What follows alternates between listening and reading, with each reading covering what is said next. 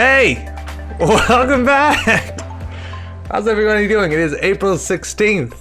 It's a Thursday night. We got some stream going on. How's everyone doing? Hopefully you're doing well. Probably indoors, I reckon, unless you're like really far outdoors and you can be like, I don't know, have your internet connection, but like maybe really far outdoors. I think two extremes, one of them are good. Patrick, Andre, how you doing? Just made a stream early this week, or have I just lost all concept of time in lockdown? I can guarantee it's a Thursday because I took the trash out today, which is also what we call this stream. Heyo! Hopefully you're doing well. I'm doing okay, actually. Thanks for asking.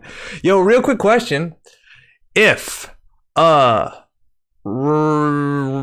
runner falsified credentials a psychic field while they have exactly 1 credit, can they use the falsified money on the psychic field side game? I'm assuming yes, right? Because it's the runner's turn, so their triggers happen first, and they have the same trigger ability. But what about if I'm wrong? Taniki, what's up? Evening. Someone needs to stop me going in on Skyterra. I only popped in to Team Covenant because they were streaming some more Netrunner and sold me another game. I have no idea what Skyterra is. What is Skyterra? How's it going, Taniki? I don't want to stop you. Maybe it's going to be great. Maybe it's going to be really cool. Unless it's shit. If it's shit, someone else should probably tell you. Falsified results first. Yeah, I'd assume so, right? That makes sense.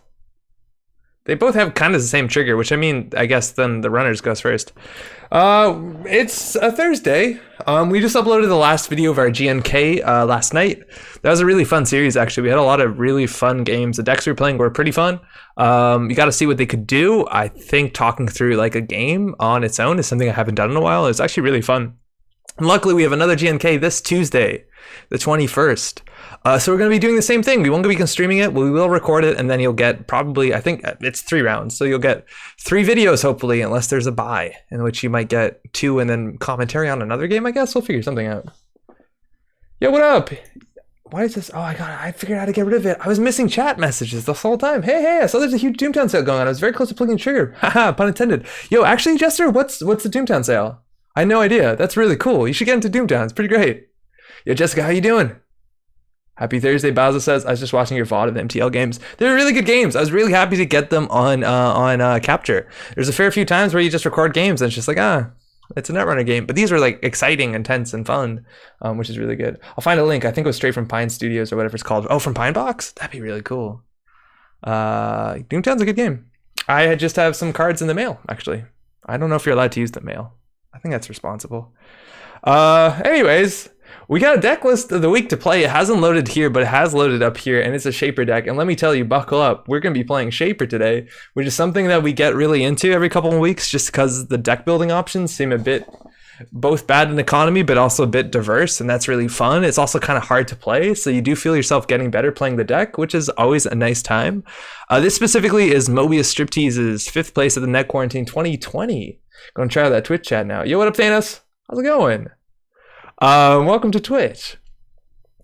This is a kit deck who is stretching their 10 influence off some interesting things. You have Stimhack, Deuce's Wild Harbinger, and all that makes sense because we're on an Aesop's Pawn Shop list. But this seems really interesting. The first ice we encounter every turn is going to be a code gate, and luckily we can break code gates relatively cheaply with Oiler as long as we can install an Oiler that turn, which we have a couple ways to do that. We have Stymel Chips, which fires pretty elegantly after we pawn shop away a Harbinger, which is considered trashing a program, so you install your Oilers for free. We also have Eco, which is a card, and Kuza, which I've been seeing a fair lot of Shaper, and it's a really strong breaker. I think there's a couple strong Shaper breakers that don't get enough play because they require a bit of support and or economy that they might not have. I think Ankuza is definitely something to watch out, especially this whole rig is also based off of Polangi. I'm not actually sure how many times we can break or how aggressive we break. I assume we have to R&D lock, which means I guess we don't always have to recycle Oiler, but Oiler is kind of expensive to use otherwise. Oh, 2 for 2 is not the worst. I thought it was 2 for 1. That's a lot better. So that's cool. We have Gauntlet for HQ pressure. We're on an Aesop's list, so we want to sell some stuff. We have Artist Colony and Fan Site, which can just let us set up pretty quickly. That's not bad, especially that we have Stimhack. So almost all of these things we can do for next to free if we do them during a run, which is good fun. The deck list said to swap out Psych Mike for Cyber Trooper Talut, which is good, gives us a link, which is never bad, but most importantly it means that our Oilers and Kuzas or whatever we're going to recur are going to come in with +2 strength, which is kind of a big deal. That's a lot of money saving. It's pretty great. Pine Box Entertainment bundles. Ooh. Whoa, that's a sale. That's a sale. We're not sponsored content. Yeah, $10 for some stuff. Wait, B&B attorneys organized play kit is $0? Oh, it's a bundle. I get it. That's cool. You can buy their play kits directly, and some of their play kits actually have some really good, nice stuff in it. Like the Doomtown tokens, like the Ghost Rock. You can't see it there. It's like they're really nice. They're really nice tokens. I actually bought one of these kits off eBay before they were being sold here. I'll run my own tournament, I swear. So it's 6 to 7 to bounce a gold farmer. Yeah, give or take. How's it going, Cody? You can also just like oiler through it if you really want. You do have kit's ability, but you can bounce stuff. I think one of the better bounces is probably border control and Kakugo. Like those you can bounce pretty elegantly, which are good. But yeah, big barriers and Kuza doesn't deal with too well. That's another good reason why what's it called can help a lot of the times. Shit. We just talking about it. Cyber Turbo to loot because this will come in at 2 strength, which is nice. I reckon you could also play Takobi. Takobi's a really pretty good card. It's a bit of a setup heavy card, but we want to install a lot of stuff. The one thing that I don't fully understand is how do we play Flame out of this deck? Like I reckon that we want to be simul chipping back our breakers, but our recursion seems very limited, and I don't see how we do that. I guess we just like install the oiler on it and call it a day and just assume we're going to lose it because we're going to bring it back after we pawn shop our Harbinger. I'm just surprised. I guess we'd have 3 and 3. Maybe that's good enough. Yeah, Tobo, how's it going? Stream is choppy tonight. Oh, fuck. Our connection looks good. That might be on YouTube side. I know YouTube is in a lot of strain with everyone at home. Starter says the core plus 2 pine boxes, some extra goodies for 55. Whoa, that's really good. That's great. Shaper's the most interesting it's been forever, so I won't boo them this time. Ah, thank you for the support. I'm really excited. And after this, we're going to be playing some other Shaper stuff. That's kind of the issue is the Shaper is pretty fiddly, and I haven't played it in a long time, so admittedly, this might be a bit messy. It just might. This is also the first Shaper list I've played that doesn't have Rizeki in it, which is weird. Rizeki's good. I guess we need a lot of our MU to do other stuff. Hey Andre, happy Thursday. Been playing your Rogue 419 deck and it's dope. Cheers. Technically not my deck. It's actually a lot of people's decks, names on it. Talasin, I saw playing it I think first, and then Tug to Gut was playing it, and then we copied it's either Borea or Brorea, something like that. It's really fun. It's pretty flexible and pretty good, and I think rogue trading is like kind of the bee's knees. Kits Creek. Great job on those GMKVs, trying not to spoil but exciting. Hey, glad you like it. I thought they turned out really well. Stream is smooth on Twitch. Hey, Defcon, how's it going? Is the plan to cycle Oilers for that 0 cost breaks? Yeah, probably. Brewer Zeki. I feel you with that, but like, I don't know. Shaper seems, from what I've been told, Shaper needs all the money they can get. Krieg is EI, right? Oh, IE. Oops. There's actually surprisingly not that many games on JNet right now. I logged in, there was 19. I think last week we logged in, and the last couple of weeks we logged in, it was like 40. I don't know, something on TV? What's Kit's name? Kit Peddler? Riel Kit Peddler. Cool. Alright, let's give it a shot. We're good at dealing with ice. Against assets, it can be a bit tricky. We have no real support against net damage. Oh, we're going to change the Telut. Here, let's edit that before we get off of this. We have Misdirection, which is good.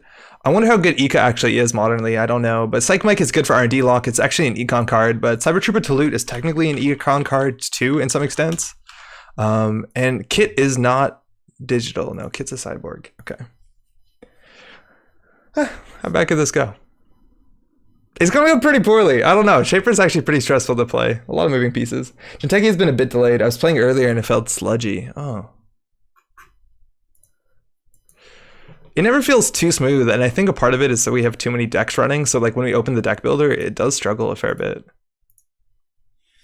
I come here and I'm looking at a Kit deck. Interesting. How you doing, dude? It's a deck list of the week, so we're gonna run it anyways. I think later today we're gonna end up playing Haley or maybe Az, but probably at least Haley to start. I just want to play around with Prognostic Q Loop and play some Haley can set up off that pretty hard. We probably play Aesop's Haley. I think we can play.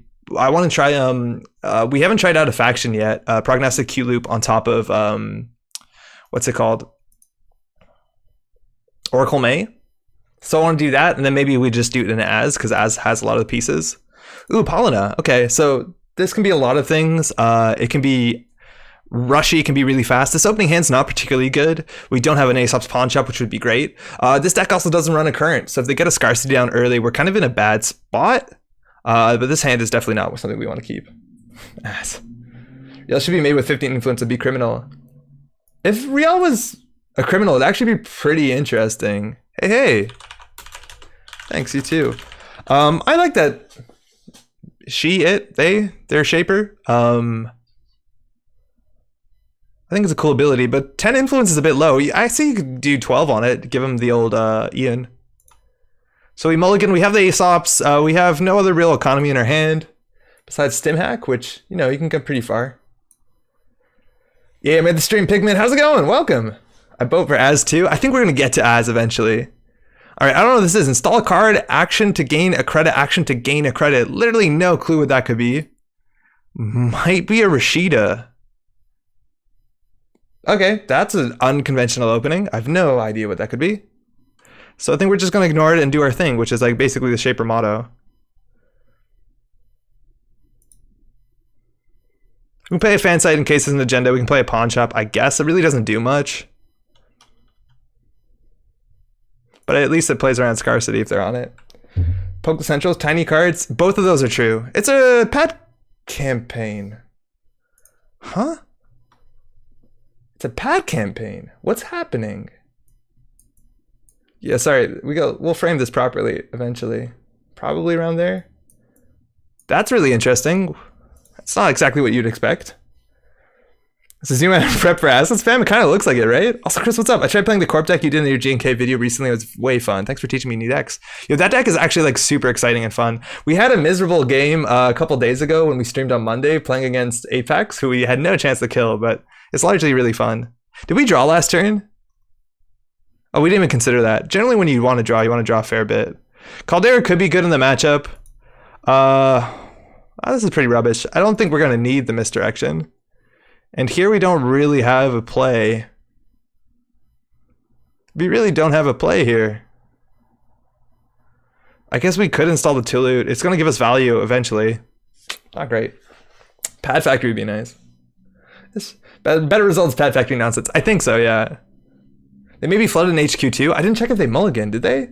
What's up, Chenchling? They kept their hand, so I don't know. 10 influence is saddest. Kid's super interesting idea, but she was way over nerfed preemptively by Lucas. That was a lot of early cards. All right, install advance. So what's the worst case scenario here? At least we're going to get our fan site. Upon that, I think we can just set up a bit more. Beth is going to be good.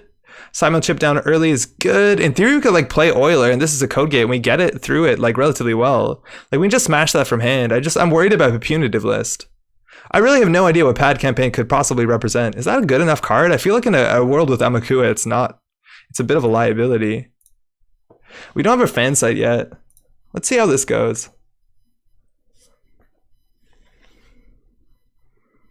They just played Hedge Fund.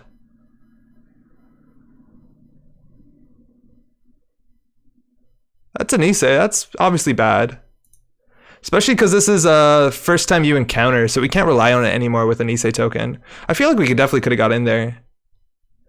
At least we'll get 5 clicks to fuck around with. I don't know what our money is. Harbingers? Ugh. Oh, this seems rough. It seems pretty rough. What do we do? How do we make money?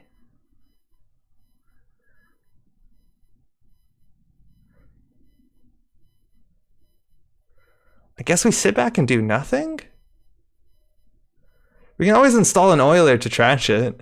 That's a 1 credit gain, but it seems pretty bad. What do we possibly do here? That's not good. How do we play this hand? I assume we can install the Simul chip. It gets some value. I don't think this is the sort of matchup where we exactly need the Caldera, even though they could easily be running value snares or stuff like that. Like, not icing makes us think that they might have some sort of traps. Installing this is better than throwing it out. It's equivalent to clicking for credit. So maybe it's not. But then it's at least on the table.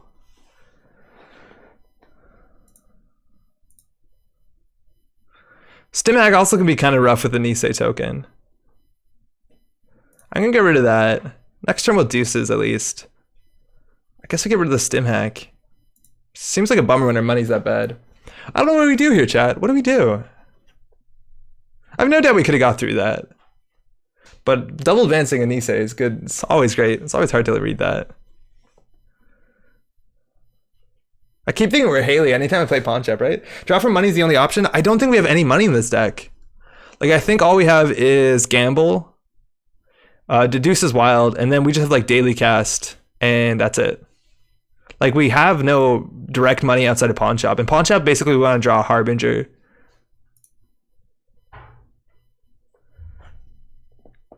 Wait, why are we tagged? MCA informant. Okay. That's terminal, but our pawn shop's gone. We can't pawn the pawn shop.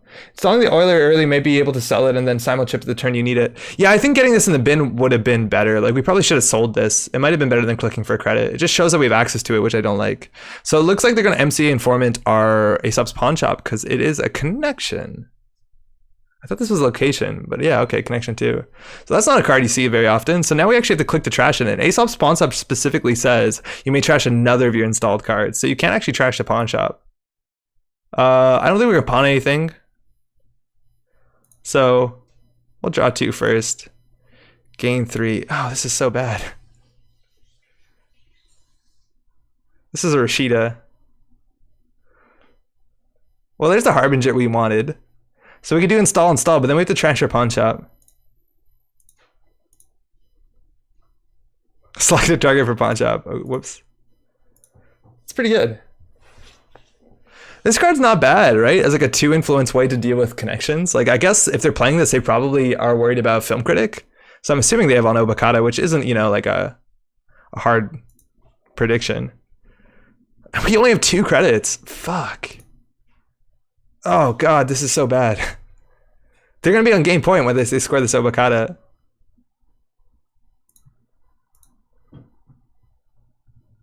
Yeah, it's not very good, is it? Installing this might have been wrong. I think it is wrong. Because I don't think we have a chance unless we gamble up. This is no MU, right? Yeah.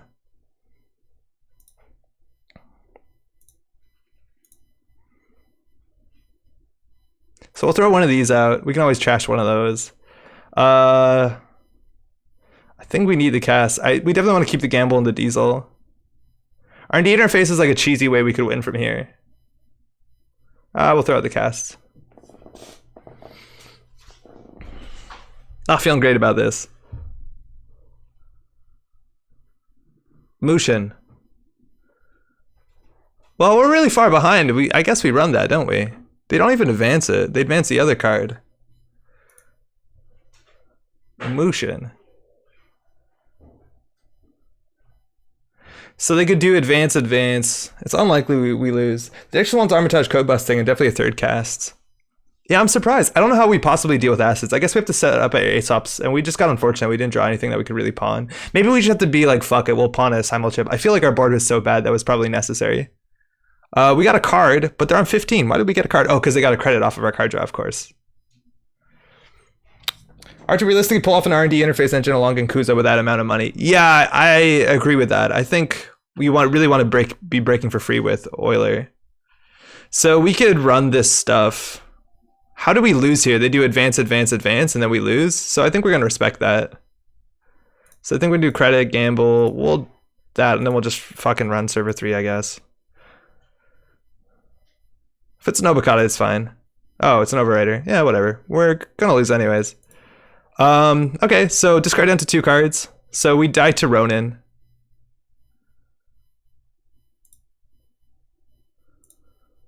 That's fine. We did have Caldera, but we didn't have the money to fire it. No. I wonder what's in the remote. So now Snare is a huge issue, and we did throw out our Caldera.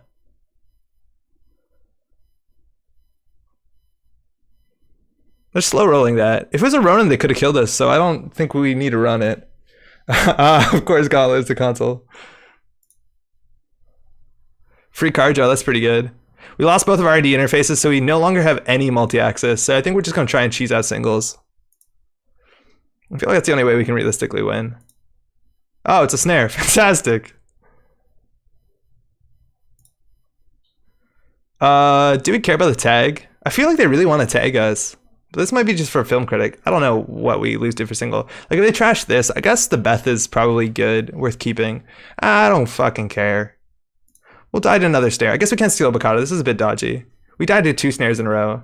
Kakugo. Okay, well, we lost our Ankuza. At least we could bring it back. Installed program, so it's not from hand.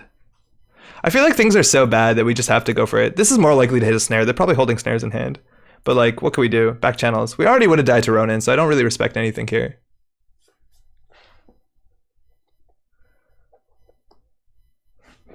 So Nanako just well, today she knocked over a cactus and then I had to go fix it, and I totally forgot. This sounds really stupid. Cactuses are very sharp and pointy, but this one had a lot of like really fine little needles, and they're all over in me, and it's terrible. So assuming that's a Kakugo, we can always panic break something for relatively cheap. The Kakugo is damage, which, you know, matters, and it looks like they don't have an HQ, so locking R&D is probably one of the better things we can do. I don't think this fan save matters. I think we can just, we're going to die to snare anyway. It's like we're so unfavored. I think we just go for it, force them to res so they don't have money. We know that this is unlikely in an agenda, but more unlikely to be a Ronin. Otherwise we would have died many times over. So I think we're just going to run and they'll res the Kakugo and we hope we don't hit a snare and die. I guess we died to Fetal as well, so we might as well draw once more. Oh, Pelongi's cute. But Enkuzing the Kakugo would be pretty sweet. What's the cost to Enkuza Kakugo? 6 to install this. Actually, no, 4 to install this, 2 to break. Yeah, fuck it. It's a really bad res. And in theory, anything's a Koge too if we really just, you know. Yeah, it's a Kakugo. Okay, continue to counter ice. So we're going to use this, trash one of these. Oh, actually, no, we should have trashed the other one. Well, whoops, hold on. We're going to trash an SMC, I think. We don't have Rezeki in this deck. We'll try that again. So I don't think they're actually going to take the Kakugo damage. Can you explain this deck to me, Ankuza and Kit? Yeah, Raketa, what's up? I don't know. This is a deck list of the week. It's our first game. It's not going particularly well for us, but I think we drew terribly. So we're just going to simul-chip. We'll throw out the SMC. We'll still get the Ankuza on the table for 4, and then we can break, which returns it to the hand, so we don't even take damage. So they can't really ice that up with. This is really good against Kakugo. We don't die to snare. It's an NGO front. Okay, we'll trash that and we'll run again. I don't see how we're going to make money, though. We have very little money. It's a Nisei. Hey, we can win this thing. Discard down to 2. Yeah, okay. I wonder how much ice they have. I think it was MCA sniping Aesop's that hit the hardest. Yeah, MCA sniping Aesop obviously was terrible. That was the worst. Otherwise, we would have had money rolling at this point. We might have been okay. You're totally right. The MCA was brutal. So the pad campaign, that's so weird. And so basically we're just gonna run R&D every turn. I think they realized that Kakugo is not particularly good. And Kuza's mean. If we draw on Aesops, we will clear the credit tag and install it.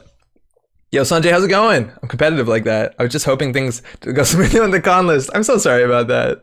How you doing? And Kuza against Kakugo is so strong though, kind of nuts actually. It really is good. It's so good. Yeah, you totally forget MCA as a card, and like a lot of these decks struggle with, you know, film critic stuff like that, and the question is like, how do you deal with it? Like a lot of people are playing. I played in the last deck. What's it called? Photo Intimidation. Some people play. C-Source doesn't make that much sense, but Under the Bus is also like a legitimate thing. We're gonna draw. I'll give them a credit. I don't know what server 4 is. I imagine it's Rashida. We could go run and trash that. If it's a snare, it's probably fine too, but they're very hard to read. I don't know what they're doing. MC Informant and Plana? What's up, Infusion? Yeah, it's a June bug. Okay, so this is why we run R&D more than anything else. This could be a Psychic or a Snare. I think that's the only traps. Archive Memories. Oh, that's terrifying because then they'll just they'll just Mushin probably. So I think we're gonna run HQ. We can eat another Snare. If this is Rashida, it's bad for us. It's back channels.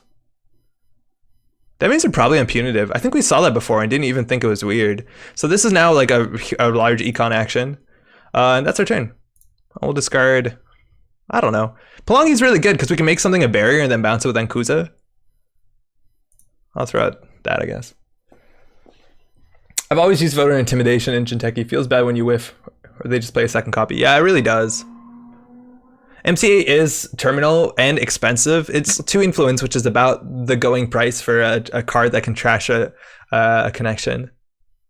I wonder if Under the Bus is worse. I've been trying to find ways to put Hellion beta testers for all that in one answer to anything not a program. It's hard though, right? You need a lot of money. They just played Archive Memories for Junebug and they're no shinning out. So I don't know. If they score this, they probably still don't win unless they win off of both of these. So this could easily be a June bug. So I think the play here is you just draw, run HQ. And if you hit a June bug in HQ, you run this remote. I guess you draw, run this remote. Right? Because, do you see that? They played Archive Memories for a June bug. Back channels. We could lose right here, right? I imagine, I don't know, if they have back channels. I don't know what's going on. Clones are not people. Oh, okay, so that's obviously pretty bad for us. Back channels. Wow, is their hand only back channels? Flameout's actually surprisingly nice, especially when we don't have economy. I think the Plungy might be a bit worse.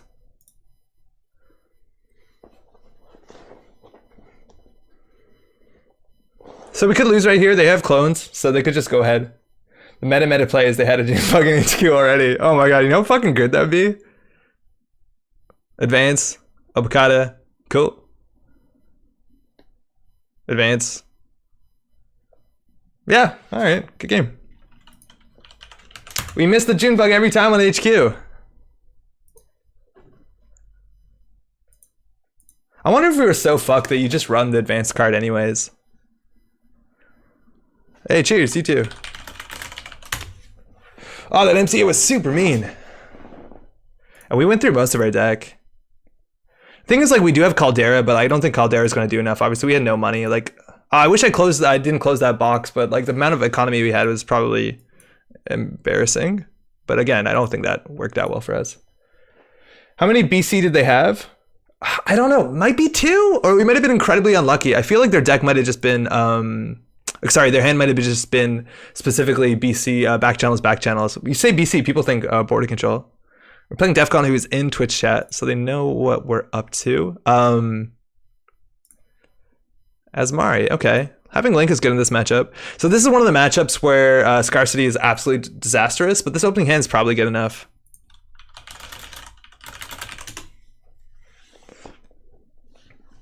Man, I don't know what you do in Shaper. How do you play an Aesop's Pawn Shop deck? How do you play a deck with like 12 resources and not have an answer to Scarcity? It seems such a problem in the modern meta. But mind you, this deck did well in a tournament. I don't know what the meta of that tournament was like. I'd have to look into it. I think they said on the other side that you were playing Asmari. Punitive Asmari specifically.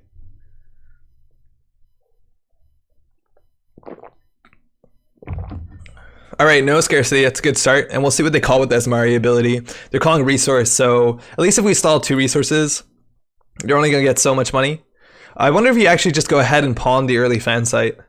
I wouldn't be surprised if you do. And here we can install 3 things. I don't know, seems fine. So they can get 2 off of this, it's good enough, and we can SMC. Unfortunately, we don't have any very proactive SMC plays. Like, we don't have SMC for Zeki. This deck doesn't have any Drippy Con whatsoever besides 2 daily casts. So I think we're gonna have to aggressively pawn shop. I think we actually might pawn shop the fan site. It's good enough. It was like it was an easy mark. We're not even Haley. All right, they're pushing for a remote. I didn't check if they mulliganed. They kept. Might have an agenda in hand against Asmari is only a 40 card deck, so a lot of times they're only running 6 agendas, so you have to get a lot of good accesses. And then it's a lot of times about camping the remote that has big ice, things like Surveyor, while also they called resource again, while watching out for the NGO fronts. All right. Don't really need to install a resource this turn. Having another program or something to pawn would be ideal. We have Gamble. I don't know if we just install the Oiler. It feels kind of rubbish to do that. We could face check here, but if we end up with a tag last click, we'll probably lose the pawn shop, which is not like, I don't understand. What are we meant to do? Are we just meant to like fucking stim hack and then get the Oiler down? Like, what do we do here? Because we always have to respect hard-hitting news, but I think more accurately, C-Source is common. I've seen a lot more in Asmari decks. C-Source has been pretty strong. We also have to pay 5 for this. We don't have modded or anything to cheat it out. I don't think we can even stim hack this out. We don't have any way to do that. I guess just credit? We could draw once and throw something out. I feel like not pawn chopping every turn feels like a mistake. Oiler gets you in for free? Oh, you're trying to do that, right? We are a kit. We could just install an Oiler and run, and then pawn it later. Well, I guess we'll do it for this remote. And we just have to make sure we have enough money for Bologna. And they called program too, which, you know, that's fine, I guess. Like, do we just ignore it? I don't think so.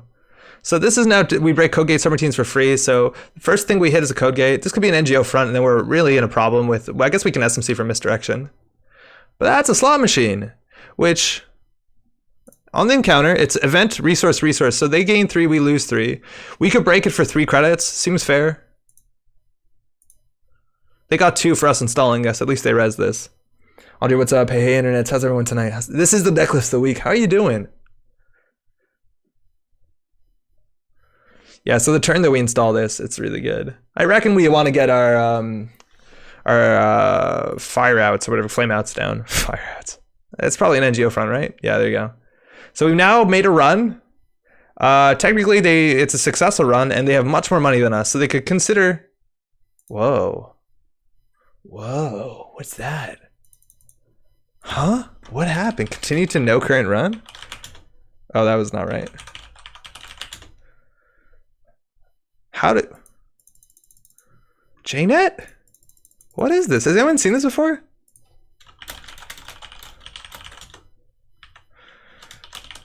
Continue. Yeah. Oh, fuck. Are we screwed? Try jack out? That's a good idea. It's broke. Cinco, what's up? Oh, jack out worked. Thank you. Skipping, what's up? Happened to me? Okay, cool. Weird. Weird. This card's not legal anymore, is it? I don't think so.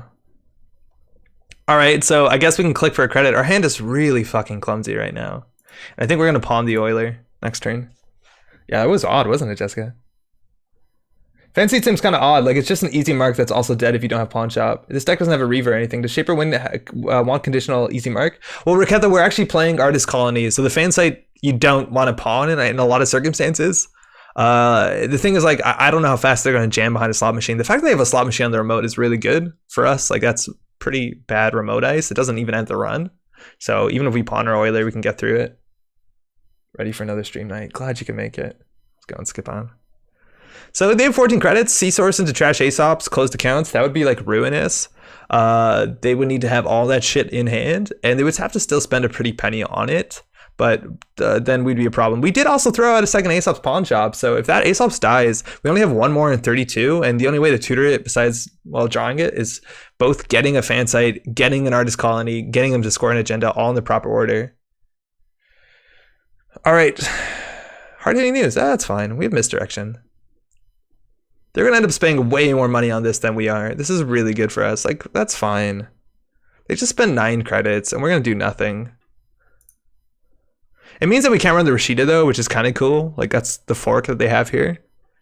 And let's see what they call. I reckon they should call Program here. We also do have Deuces Wild for a bit more tag removal if we really need to.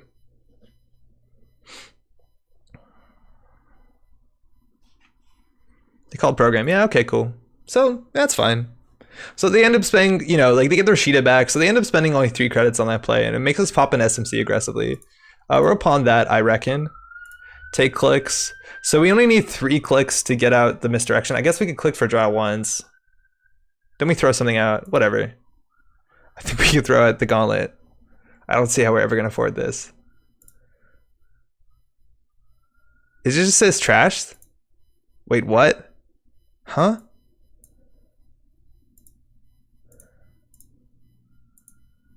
Okay, that's weird. We got Amaro. So, Ice, what's up? Not bad, Andre. We're supposed to have a D&D game tonight, but computer issues wound up postponing the game. Oh, bummer, dude. What is this deck? Does it have a gimmick? Love me a gimmick. Not exactly. ANR Knights are so cool. Yo, what up, Leon? Welcome. We gave him a program when we, the 2 credits when we reinstalled the SMC, but it doesn't matter because we're just going to pop this anyways. What's going on? JNet's now broken. Oh, that's clickless. Of course it's clickless. JNet's a bit broken right now. The stim hacks are really good in this matchup. What the fuck do we do?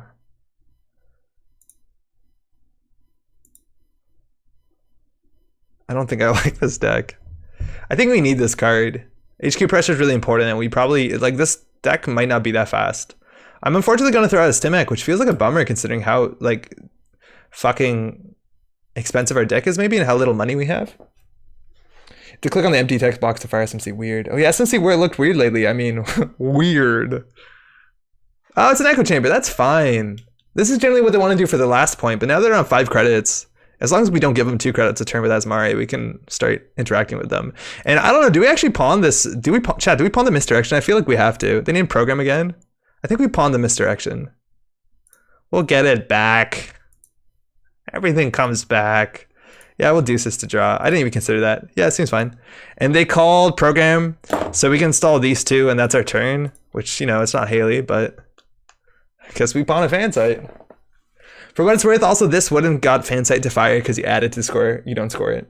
Just got here. What are you playing? Yo, Latara, how's it going? This is the deck list of the week. It's a kit deck on Pawn Shop. We're struggling with money so far. My son is a Shaper player, so we figured that out a few days ago. Oh, cool. Okay. Upgrade on R&D? What is an upgrade on R&D? Honestly, I would think Wanza. Is this Wanza? What the heck is the upgrade on R&D in this deck? Like, let's go through it. Keegan Lane? Wanza? Crisium, which we don't have any targets for Crisium in this deck. The gimmick is currently where's the money? We'll find it. Yeah, I'll pawn this. They called event. That's fine. Now we play our programs. Whoa, stim hacks for days. Leon Hart, nice. I don't fucking know what this is. I think this is a Mwanza. And then they just punitive us to death. Twins into Brainstorm? Oh, ganked actually. I think maybe ganked. It could be ganked. If they fucking brainstorm us, like, it's a code gate and we break all the subroutines, that's fine. And what is this? The first piece of ICU encounter gains code gate until the end of the run. So even if they ganked us onto a code gate twice, like, it's fine. They just said program, so we don't install a program. Honestly, I think we installed the R&D interface. It's obviously really shitty, but like, what the fuck else do we do? I hate playing 4 credits for that. I think we're giving them too much credit for jank right now. Maybe? Because now they have more money than us. Like, installing the R&D interface just feels terrible, especially when we're not going to use it anytime soon. Played Chamber decks with that same gimmick before. I played that in all factions. The common initial build, all ideas, no cash. Hey, I got a really cool, if you love that, we have a really cool surveillance sweep deck you could try. Yo, seriously, so many needles, like little needles in me. And then you rub your hand up on something and it just goes into you and you feel it.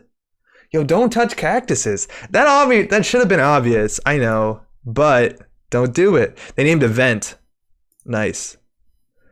Like, do we install Caldera to pawn it? Like, that's why Haley's so good, obviously. I guess we're just not using Kit's ability pretty heavily, but now we have to respect hard-hitting news, and we don't actually have, like, this is such a low-tempo turn. Draw, install, credit. And we don't even have that Rizeki money to sit back on where we, like, do nothing. Cacti. I always get upset with my high concept jank falls apart to just play good stuff and money. Yeah, it's like, it starts like that, and then you take the mantles out to play Rizeki. Just look so cuddly and fluffy. They were on the floor. I had to pick them up. I got gloves after. Cacti. Oh, I said cactuses. Okay. Yeah, you're right. That was ignorant. You're right, it's cacti. There are some actually pretty friendly looking cacti. Cactuses. All right, so they're saying that we're not going to run through the slot machine to trash what I'm assuming is a Rashida and then getting hard-hitting news. Joke's on them, though. We will do it. It's such a big gamble. Oh, we do actually have a fucking simul chip. What am I thinking? We could run it. We should run it. I don't want him to get a Rashida. How bad could this be? If the Rashida fires, they get 3 credits in a card. If this fires, they get 3 credits anyways. What does it matter? It's all the same. We lose 3 credits. It's all the same. We're gonna hit like a prize sack or something mean.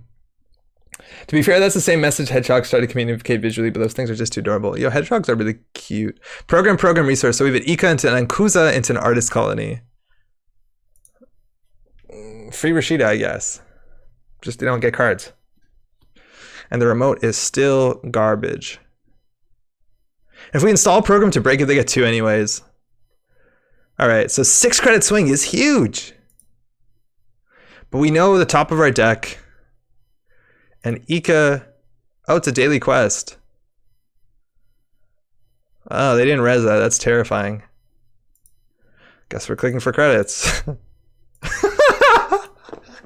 Oh, this is terrible. And we have to like forfeit a program to be able to simulchip back our misdirection if we need it. Oh, this is not fun. Advance 3x into Junebug. Man, that'd be the dream. I mean, if most people say cactuses, descriptive linguists should accept that this is the way English does it. Latin plurals and English are cool, but silly. My favorite are when you do Latin plurals for things that don't need it. There's examples of this. I just can't think of any, but a lot of people will just put the octopi or whatever. It is octopi, right? I hope it's octopi at least. It's actually just adding alternative, not meaning to correct you. I'm not a grammar. Oh, I don't care. It's funny. Plural of Jesus, Jesus. It's Jesuai. Feels too early in the night for you to be this punchy. We'll pawn this for sure. Might as well get an extra credit. You could do it next turn, but why not now, you know? Are they called program? It's a shame. So that's a daily quest or something. Now we're worried about the surveyors and the border controls. Those will show up eventually. So they know we're drawing 2 programs off the top of our deck, which is a bit shit. And what was the third card? I think it was an artist colony. Artist colony is free or 1? Oh, it's free. Oh, that's quite nice. Oh, man. Always appreciate people taking some time to trash talk prescriptivism in the chat. Unknown card in archives. They aren't jamming. The remote might be a bit trash. They haven't drawn too heavily, but this is turn 9. So how many cards have they gone through? 6, 5. The chance of there being an agenda in HQ, I would probably say is quite high. I think we actually can poke here. I don't know what's bad on face check. Like if we panic, we can always, I guess we can't really simulchip here. We're going to have to give them 2 credits with the Ika, I reckon. I want to get a run now, or we could set up for next turn. But installing the Ankusa is just way too expensive. I don't know how we do it. I think we have to basically stim hack this out to be having a competitive economy. Oof. Or can they give us bad pub or something? I don't know.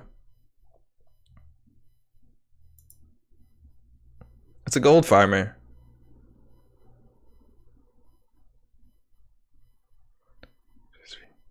That's 5 credits and we bounce it. Not the worst. Well, they spent 3 and end the run. So there's something in HQ if they want to end the run there. That's my 2 cents. If we want to install programs, we want to do 2. So like, what do we do? Install R&D interface? I guess there's a fucking inner synergy. Wait. Access 1 additional card for each piece of ice protecting HQ that you broke all subroutines. There is an anti-synergy literally between Gauntlet and Kuza. If we bounce this, we get no Gauntlet value. What's with that? Why? That's buck wild. Yo, what's up, Malzahn? Shaper's economy bad since the rotation. It got a lot worse. I don't think this deck specifically is as, like, it just doesn't have as much economy as you could. Like, there's so many easy ways to put econ and Shaper, like Rozeki, and maybe more things to pawn, or just get the things to pawn down on the table more aggressively. I don't think we're doing a service. We're probably playing this deck terribly and probably embarrassingly bad. Like, I reckon we have to just be aggressive. But their money's not good, that I just try and not give them money. But, like, I don't want to play any of this stuff. I really don't want to play any of this stuff. I'm throwing this console out.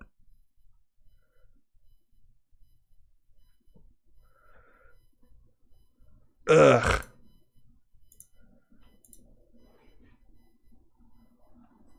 Stim it, I guess? Nothing feels good. This is a deck, I guess. What's up, David? How you doing? And Kuzan stim hack it? You're right, we could, but then we give him 2 credits. I think next turn we want to basically install Nkuza and Ika just so we don't give him more money and then go for it. Can you believe using part of your meager 10 influence on Gauntlet? There's like there's Shaper consoles.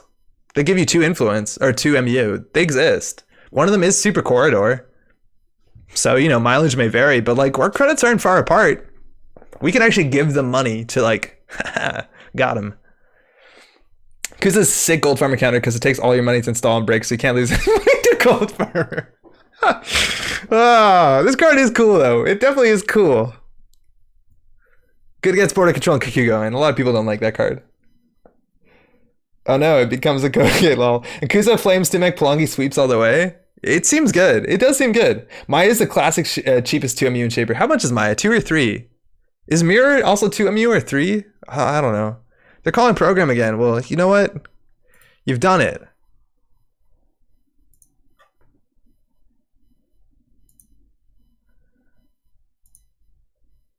And we're going to need this to break surveyors. Fuck it. Do we stim hack HQ? How much is this to break? 1, 2, 3, 4, 5, and then it's bounced. And then we're laughing all the way to the bank. I'm going to stim hack so we can steal a Bologna. If you install multiple cards to call type, you get less money. That's mean. That's the plan. Both 3 for 2. Yeah, okay. If you want to, you can play Toolbox and just forfeit it. You get called out for it. You just pawn it before you get called out.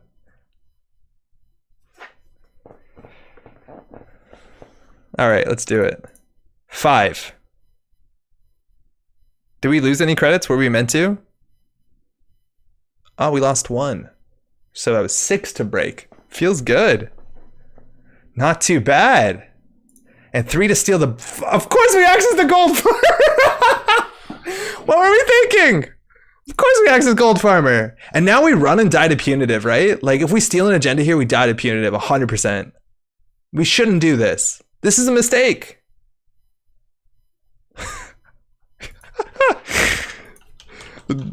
Dead to punitive. Right? Oh my god, we're so dead. This is a Mwanza and this is a punitive deck and that's it. Isn't it a code gate? It is.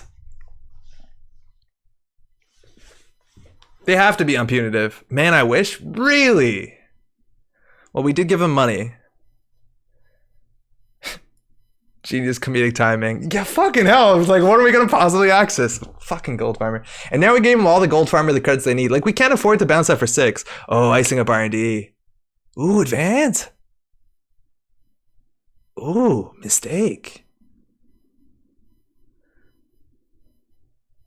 Build your own Mitsubaku HQ protection. Everything is a Mitsubaku at this point.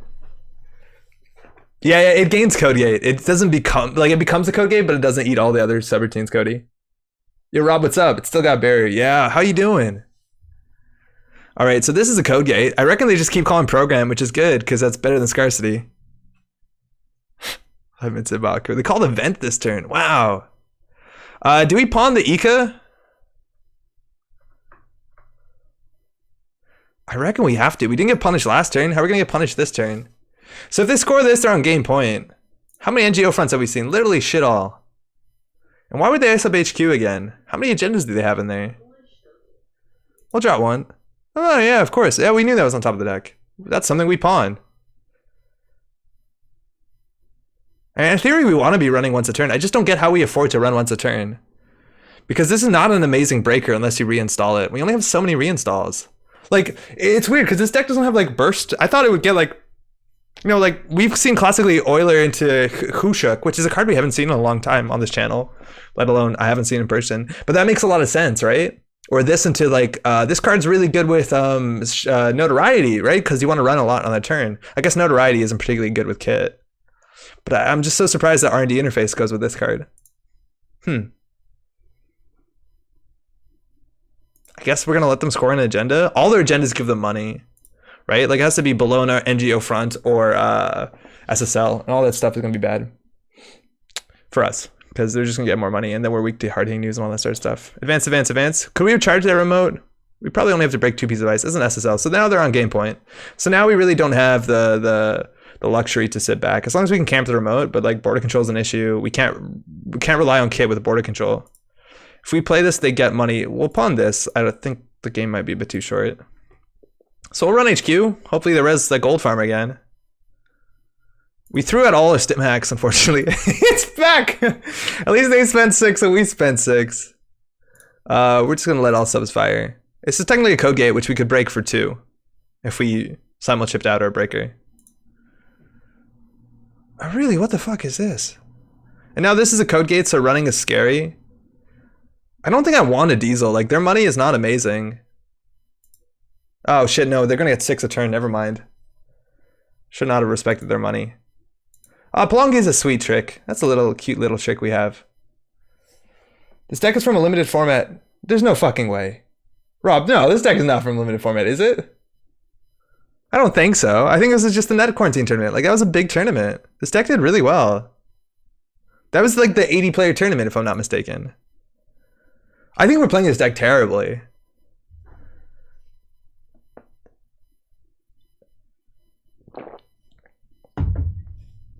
Yes, you're right. Okay. Yeah, this is Net Quarantine. Arash, how's it going? I thought Iberian Lockdown. Iberian Lockdown was the one where they had like limited, or there was points based off of under represented IDs. So we basically have to run this regardless of what it is if they put advancements on it. Ah, so now we technically don't. And we're assuming it's a Rashida. I don't think we have any more resources, right? We have Beth. We have SSL, we have Cyber Trooper Tolut. Sorry, not SSL. We have Beth. We have 1 daily casts, and Cyber Trooper Tolut. So some stuff. Well, gee, deja vu. She took me into the Cut of Net Quarantine tournament. Was undone by Punitive Counter-Strike from Swifty's Nasty Punitive Amari. Oh, I thought they were playing Punitive as Mari. Well, gee, deja vu. Yeah, this might be an issue. I could see that we don't have the money to deal with Punitive. And what the fuck is our Ace Up is our restricted card. I was about to be very confused. We need money. We gotta just pawn shit and not think about it. I swear to God, if we get Mwanza'd. They call program. I'm not sure I care. We die to snare, but we're gonna get double access, hopefully. We'll figure out what the shit this is. I have no idea what this is. So first is a code gate, second's a code gate, likely. We break code gates relatively well. We should have the money to access and steal Bologna. Also, oh, it's a news hound. Okay, so that's why the scarcity seemed a bit cuter. So we break this for like, what, 2? Oh, okay. Like, this is a really good combo. This is really nice. It's a gold farmer. Do we pay 6? Do we pay 6? How is this so expensive? Oh, it's 2 for subroutine. Oh my God. No, they have enough money. We'll just Palongi it. It's a code gate. I'll break it for 2. Yo, Ludmilla, how's it going? Welcome. How you doing tonight? I wonder what the fuck this is. I really think it is a Mwanza for some reason. Card from deck, consulting visit. Ah, we might die. Card from deck, Slot Machine. Ah, very good. That's a really good card. It eats our ability. It's a Chrysium, which I don't think we care about that. So we're going to need a lot of money quickly. We have 2 gambles in the deck. I don't want to play this because then they gain 2. They're already going to gain 3 though. So like they could hard-hitting news us here or even consult for hard-hitting news. And this remote is pretty hard to deal with unless we aggressively pawn Euler and go back. So we know the top 2 cards. Cyber Trooper Tolut is kind of expensive with the scarcity. It does save money in the long run considering how aggressively we have to put Oilers back. Living the migraine life tonight, but I'm managing, been chilling and playing Stardew Valley pretty much all day. Who needs Animal Crossing? Oh, you're so wrong. I hope you feel better, but like Animal Crossing seems a bit more chill. The color palette in that farming game I never was a big fan of. Ooh, oh, advance. Uh-oh. And here is where they put us on a fork. Do you run to win or do you die? But we're shapers. We can do both.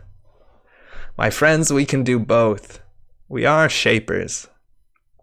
And they only have 8 credits. Plus 3. So we can do this. I'm pretty sure we can do it.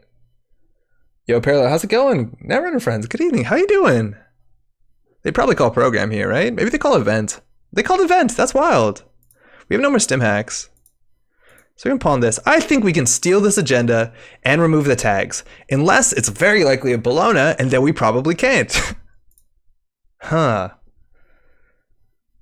All stim hacks are out. This is where you save a stim hack for. But like, look at this. How late in the game it is. We only have 11 credits, and we're struggling to deal with things. So obviously we don't clear the tags. If we don't clear the tags, we die. Well, that's actually not true. Because if we don't run this, we probably lose. If we clear the tags, if we don't clear the tags, we know we lose. But if we don't run this, we might not lose. Like this could be an NGO front.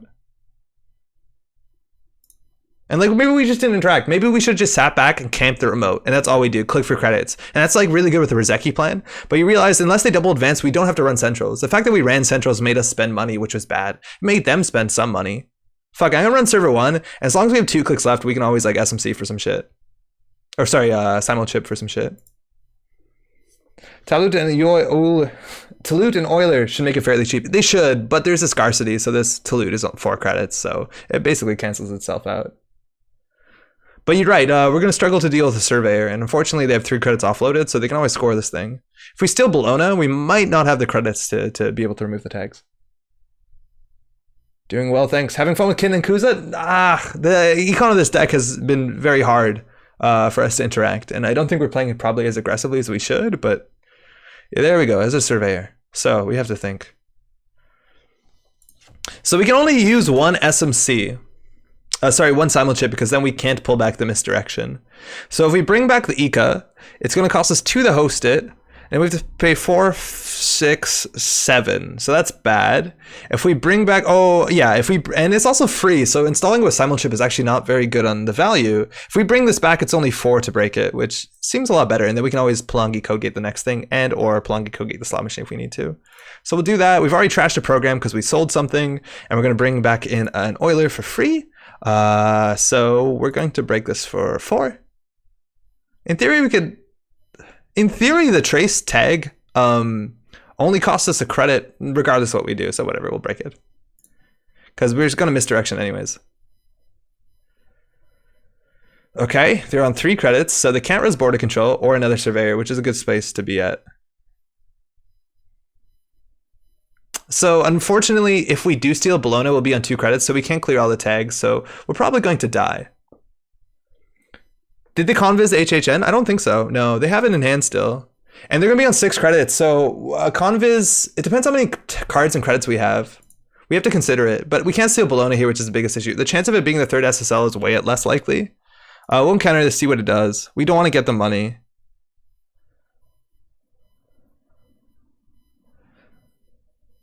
There's actually a chance that we can't even steal the Bologna. What's it cost to break this thing? 3. Hardware resource program. So it's 3 regardless. So we can't even steal the Bologna. Oh man, we cocked this up really bad. Well, that's a good game, my friends. There's no way to deal with this. We're not missing anything, right? Like, we just can't do Surveyor into slot machine into Bologna on this turn. Oh, that's so rough. And yeah, we did throw out 3 stim hacks or 2 stim hacks. And we probably used one wildly inappropriately. Oh, that's terrible. Yeah, we just can't steal Bologna. I guess we have to hope. At least we'll sell 4 credits so we can install the misdirection. Well, on Bologna. And if we click for a credit to be able to steal the Bologna, if we stole the Bologna, we can't clear the tags anyway. So I think we're dead no matter what. Hope it's an SSL. Yeah, that's the best we got. Oh, it might not be. Yeah, it might just not be. It might not be. So maybe we're going to have everything we want and eat it too, or whatever the expression is. You might be psychic. Ooh, I want to see.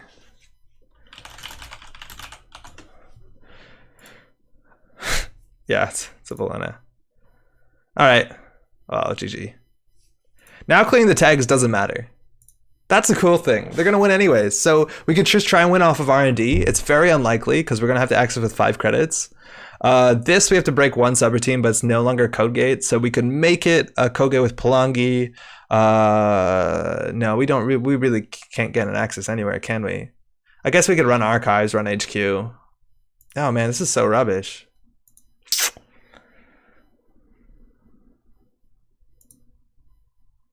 Oh wow, everything else is now a button. So we couldn't install the Bologna even in archives. Huh. What about if we just get a credit and steal the Bologna so our standings are a bit better?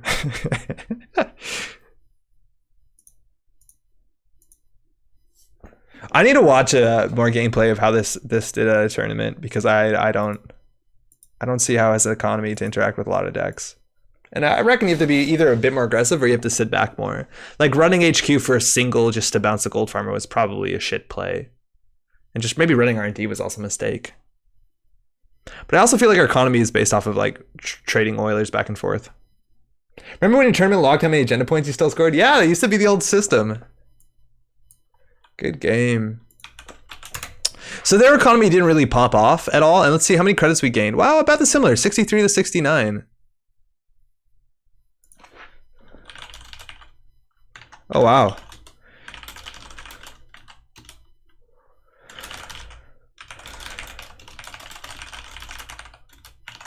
So they had 3 agendas in hand since turn 3. I was so scared, and the fact that they put a slot machine on server 1 means something suspicious was happening. And like the fact that there's a gold farmer means there was something in there. We did hit the SSL, so maybe that was the only one. Oh, Bologna? But we just didn't have the money to steal Bolognas. Like we could not compete with Bolognas. And very funny actually, you know, this exact circumstance came up in the deck write-up. I was 2 credits shy stealing a Bologna from R&D for 9 total agenda points. Like they just don't have the money to interact. Ooh. Apparently there's another Bologna in hand, or another SSL in hand. We might have just been 1 or 2 credits short of cheesing it out. Seems like you got been lucky these 2 games. No harbingers for your Aesops. That's actually a really big point. Why does this deck not have Film Critic? Yo, Antoine, what's up? It's because it has Aesops, which is also a restricted card. It can't have Film Critic. Yeah, that's very true. Like 3 Harbinger in the bottom 15, that's a 6 credit card. Beth would have been pretty heavy if we got it early.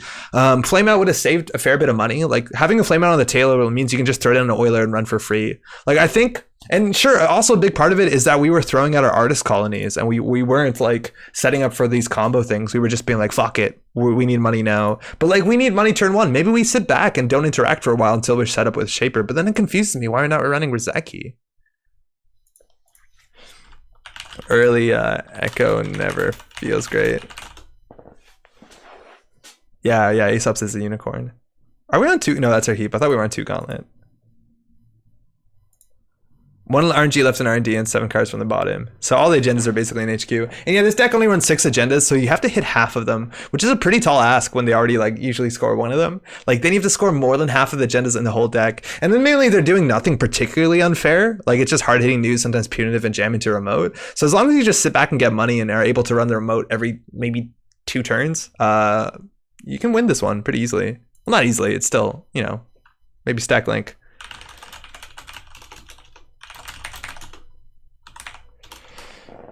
Really feels like this doesn't have enough econ. Yeah, I don't think it does. It's probably flying a bit low to the ground, but I have no idea. I have no doubt it could pick up. Like, I feel like you have to get lucky at the draw order, or at least fan side out aggressively, which we haven't done. We're gonna play some Shaper with Aesop's Pawn Shop too, so maybe we're gonna just build our own grave to some extent. If you're just tuning in, this is Matchball Grid. How's everyone doing? And I'm back in chat. Hey, good games. This deck seems really to want modded. I don't know about this, Changeling. Like, how many modded targets do they have? Firstly, I think modded is way underrepresented. I think people love fucking Career Fair, and Career Fair is admittedly maybe a bit better because most of the resources actively give you money and hardware and programs don't. Also, it is more the influence, so I think you're going to see less. But I don't actually know if we have that many good modded targets. We have Ankuza, but I feel like a lot of the time, most of our programs, we want to stim hack them out with SMC, which wasn't really an option for us, unfortunately. But then all you have is R&D interface, and I arguably find out in the gauntlet. I don't know, actually, if you want modded. What up, Andre? Yo, Stoppable, what's up? Also, we did cut an econ card. We cut out Psych Mike. Cyber Trooper Tulu technically is an econ card too, but that's weird. I want to watch more of the gameplay of this deck. You can watch the Net Quarantine tournament online so we can see how it went. Yo, Jogging, what's up? How you doing? On that note, let's build some Aesop Shaper because we haven't played Shaper in a while, and I've heard from everyone that that Shaper specifically doesn't have enough economy. I think there's some cool Aesops or Shaper things we can goof around with, and I want to try it. So let's give it a whirl and see what we can build. We'll try and build something that's like slightly off meta just to play with more pieces that isn't too standard. And I think that Kit deck particularly isn't aggressively standard. Like the fact it's not running Rosekis is wild. I drew everything in the wrong order that game. Yo, welcome to the club. Deck needs more Proco, lol. I don't know, Antoine, I thought you and the Dim discovered that Proco is a bit too slow for the modern meta. I think it is. Or there's other ways. Been playing your Kronos deck as wild. The deck is really good. I think the deck is super, super good. And unless they're really teched against it, and I've played against like I've had worse with Film Critic and No One Home, which you probably don't have a chance. Also, oh my god, Apex. But everything else, it feels really good. Keep falling asleep on these. Glad to stay up for once. Yo, David, welcome. Catch some sleep at some other point, right? Grim, what's up? Ever since XL rotated, Shaper's in a tough spot? Technically true. XL, I had a link. Technically true. XL would be pretty good right now at Cyber Trooper to loot and DreamNet. It's a goddamn shame. Aesop Shaper equals Aesop's Haley, I guess. Yeah, I think so. No, Fetty XE. I was playing with a single reboot. Does a lot with Aesops. I see it. I just don't think it's a good spend for 5 influence. Like, Hunting Grounds is basically that, right? Sort of. And just maybe a better card. It is. I got a decent Haley running, but it relies mostly on Aesops for money. Proco's a nice bonus if you get it. So the big thing is, so Wizard plays, and another player in our meta plays a lot of classically Haley, Proco Haley. And last tournament we saw them playing in, I think they traded it for Symmetrical Visage, a card that gets like no play and no representation. I also think the card is worth considering because 2-cost Hushuk. We don't even see Hushuk modernly. This is something that came up in conversation on Monday. People were talking about how the game has changed heavily, and now it's mostly about like Turning Wheel more than, or Stargate more than it is like strong multi-axis like R&D interface or Hushuk. And thinking about it a bit more, I feel like the existence of border control had a really strong effect on that. Like if you put a border control in R&D against a Hushuk Shaper, they're in such a bad spot. Visage is good in lat. Yeah, well, Visage is getting everybody, isn't it? But yeah, they're playing Proco and playing they're playing fucking face, Symmetrical Visage, and then they were playing Chrono Shop, or whatever it's called, not just Chronotype, Gene Conditioning Shop, so they could hit it twice a turn. I think Hushuk is bad ever since Same Old Thing rotated out. That's also a really big point too, Antoine. The fact that Same Old Thing or like Event Recursion came out of the game, you're not seeing those like Maker's Eye builds or the Hushuk builds that used to be able to like, okay, Maker's Eye, okay, finally, I have a window here, Same Old Thing Maker's Eye, or Same Old Thing Indexing. And so now so much stuff we're seeing is either like, again, Stargate, Turning Wheel, that's most of the multi-axis I ever see. And then some Shapers build R&D interface, but again, Shapers are struggling, especially to put down a forecast hardware. RDA play has been way up. Yeah, I've seen more RDI too. The deck literally called You Don't Need Proco Haley when I search for Haley decks. All right, let's build a runner deck. I want to play with basically 1 card, 2 cards, 3 cards. And admittedly, this might work better in Criminal. I just think Haley has some good reason to play with these cards. So we're going to start there and then see how things go. So Haley Kaplan, pretty standard, good runner. You get first time you install a card of a type per turn, you can install another card of that type, which is such a huge amount of click compression. Like imagine that last deck, except we could clicklessly install another resource when we installed 1 resource. And that's basically like clicklessly gaining 3 credits with Aesop's Pawn Shop. Now you have to ensure that you're drawing a fair bit to get that sort of value where you have enough things in hand, and you have to make sure your deck construction is like usually favoring not events just on the basis so you're more likely to have 2 of the same thing and you have to plan your turns. And also a really big part of this card is that you can fire it on the corpse turn. Once per turn means also the corpse turn. And Shaper still has a fair few ways to install things on the corpse turn. Self-modifying code is still a thing. Paula's Cafe isn't amazing on that because you don't get the discount or the it's a lot worse. But I think the one that we really want to dive into here, and I'm hoping it's 2 influence, is Prognostic Q Loop. It's 3. Fuck! This is Prognostic Q Loop, which is a really fun card. As long as you're running and interacting, you see the top 2 cards of your deck, and then you can pay a credit to get a clickless double install. And similarly to Geist, we're basically banking on the fact that our credit to do a double install on a, program or hardware is going to be worth the effort. Now, maybe we do 3 of these, maybe we do 2. We'll figure that out soon. Maybe 2 is good enough. The big thing I also wanted to try was playing Mantle. You notice Prognostic Q Loop costs a credit to fire that, and Mantle has this really cool clause where it says you can use this credit to install hardwares and programs. Now the big issue with this is that this is a program that costs 1, and gives you a credit worth of value a turn, which is stupid.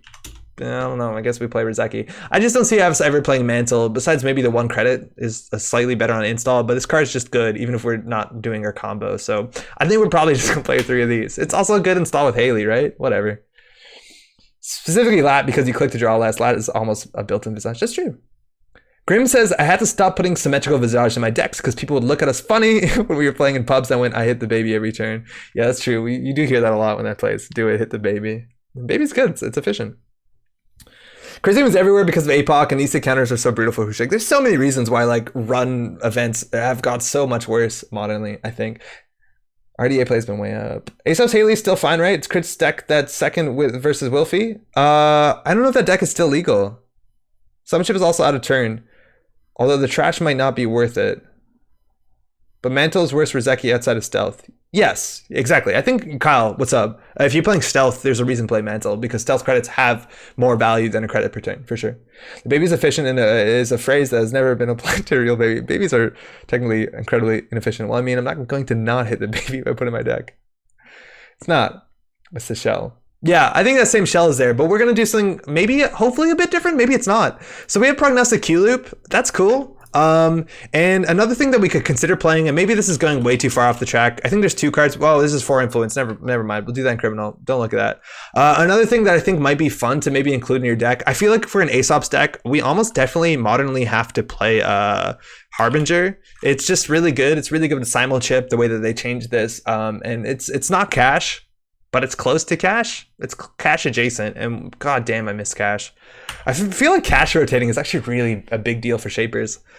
So that's a lot of our influence. I was kind of thinking at some point we might, because again, we are playing Aesop's Pawn Shop, and we're probably going to be playing a fair few a fair few resources, which means we're really weak to scarcity resources. And Shaper doesn't, if you ask me, have a compelling current. So I was actually thinking that there is a small chance we could get away with playing some copies of Corporate Grant. And Corporate Grant is actually incredibly effective in a Prognostic Q-Loop deck on the basis that you can install in the corpse turn, so you can make them lose credits on their turn, on your turn. Fortunately, if we add 2 copies of this, our influence is used up, and I feel like there's probably some other stuff we want to put in their deck before this, like, I don't know, Stim Hack is really good. So this is a tough include, but at least if we do this in criminal after, when we end up playing this in as or something, we can, you know, get that in, and it might be pretty cool. Oh, it's restricted. Oh, fuck me, you're right. Okay, never mind. Ignore all that shit. They thought of everything. I guess you don't play Aesop's Pawn Shop maybe in criminal? I guess you need a reason to install shit. Oh, actually, this is where we were going to come from, and I needed to try. I mentioned this. This, oh, hold on. Oh, shit. I think it's Ben. Give me 1 second. Let me look into this. Somebody posted a deck list. I think it's Ben. Yeah, Ben, what's up? So Ben posted his deck list on a comment on a YouTube video, and this is basically, we could probably try this, but this is, yeah, fuck it, we'll just start here before we build something. But this is a Prognostic Q-Loop deck in lat, and I think we're going to run into the same sort of issue that we did with, to some extent, with Kit, that we probably are not going to have enough economy. So it's a basic same shell, right? We have Prognostic Q-Loop, we have R&D interfaces, Simul Chips, Super Corridor. It's just a cheap 2MU console that can sometimes give you money and gives you hand size, so we can actually play Stim Hack. Lat has 1 link, and the big reason we're playing Lat over Haley is that we get a pretty good card draw ability, which if you're installing stuff with Aesop's you value, but on top of that we can play DreamNet and with Cyber Trooper to loot have 2 link. So when we run, we draw a card and gain a credit, which is, you know, it's pretty good.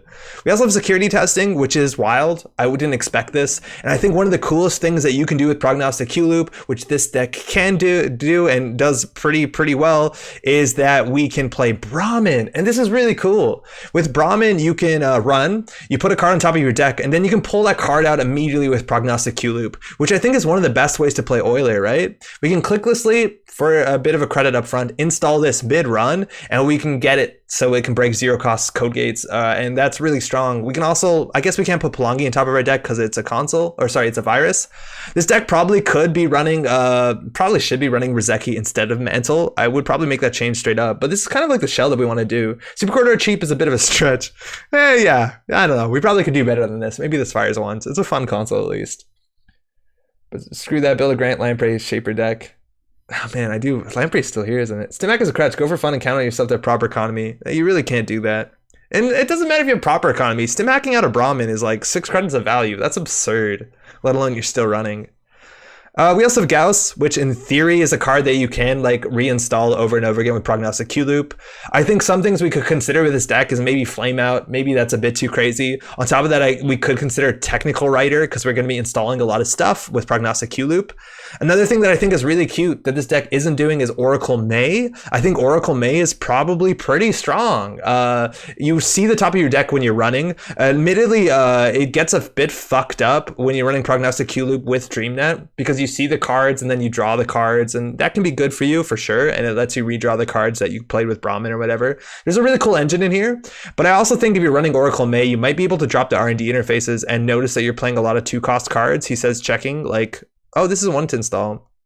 Oh, never mind. But we have Beth, we have Cyber Trooper Tell Loot, we have DreamNet. It's actually really hard to jam Hushuk in here, but you could probably do it with Rizeki, with Beth, with Turning Wheel, with Salute, with there's reasons why you could maybe jam a Hushuk in here. Thank goodness you can take notes these days. That was not about having corporate. Oh, excuse me. Yeah, this looks fun. Yeah, it looks really fun. Let's give it a shot. But I think this is the kind of the shell of what we want to build. I think we probably should change the mantle. In theory, it's cheaper to recur if you need to put the mantles on top of your deck and recur with Brahmin. It is a credit cheaper on the install, which can be kind of cute. But I don't know. Rizeki probably just gives us more money in the long run, so we'll try that. Yeah, we can try that. Yeah, this looks fun. I like this. New runner deck, Dreamy Cyberloops. What's its name? Lat Ethical Freelancer. So we'll take 2 mantles. We'll play Rizex. We'll only play 2. Feels okay.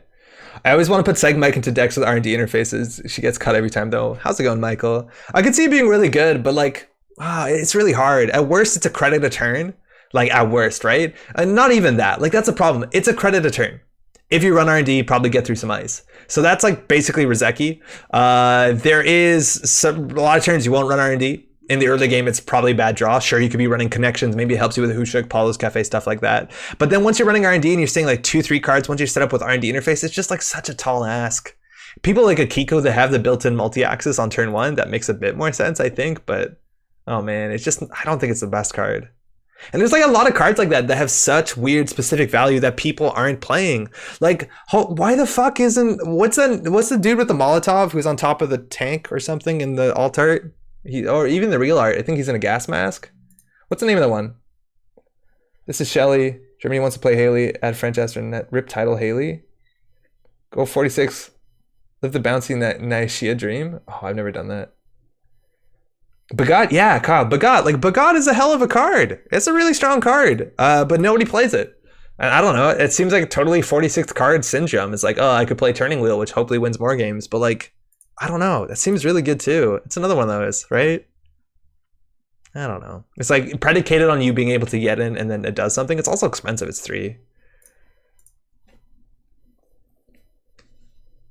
Hushik is such a well-designed card IMO. Truly interesting deck building restriction. It is, and you say that, and then I felt the same way when it came out. It'd be like, oh, all the decks are going to get so fucking homogenous. We're just going to see like Artist, Gordian Blade, and then some garbage 4-cost deck that never existed. And for a while, I saw some really elegant 1-cost stealth decks that set up so crazy fast. And back then, people, and still now, people are playing a lot of 1-costers. Yo, what up? Or 3-cost agendas where like you can get away with it. I don't know, it's cool. Bagat and Mock combos are nasty. Ooh, that's gross. Spoilers too? I think Spoilers is way worse than Bagat. That's weird, isn't it? Bagat was card 47 in the Lamprey Reina decks we play for Iberian Lockdown. It's a damn shame. I love Bagat. And it's like when playing like 1 12-card max deck, you draw a Bagat, you'd be like, well, this is technically a win condition. Is this a win condition? I guess we gotta play it. Ooh, Mirror Morph. This could be a fun matchup. So what does Mirror Morph do? Probably MCA Austerity, which means Beth is a pretty good thing to get on the table. Our opening hand is kind of clumsy in some ways. We can get free card draw from them. Our engine requires Prognostic Hulu, but we have Gamble into Testing, which feels okay. And we have Simulchip and Court. We can probably keep this. They left the game. Fuck, why'd they leave the game? Oh, hey, welcome back. Yeah, this is probably worth keeping.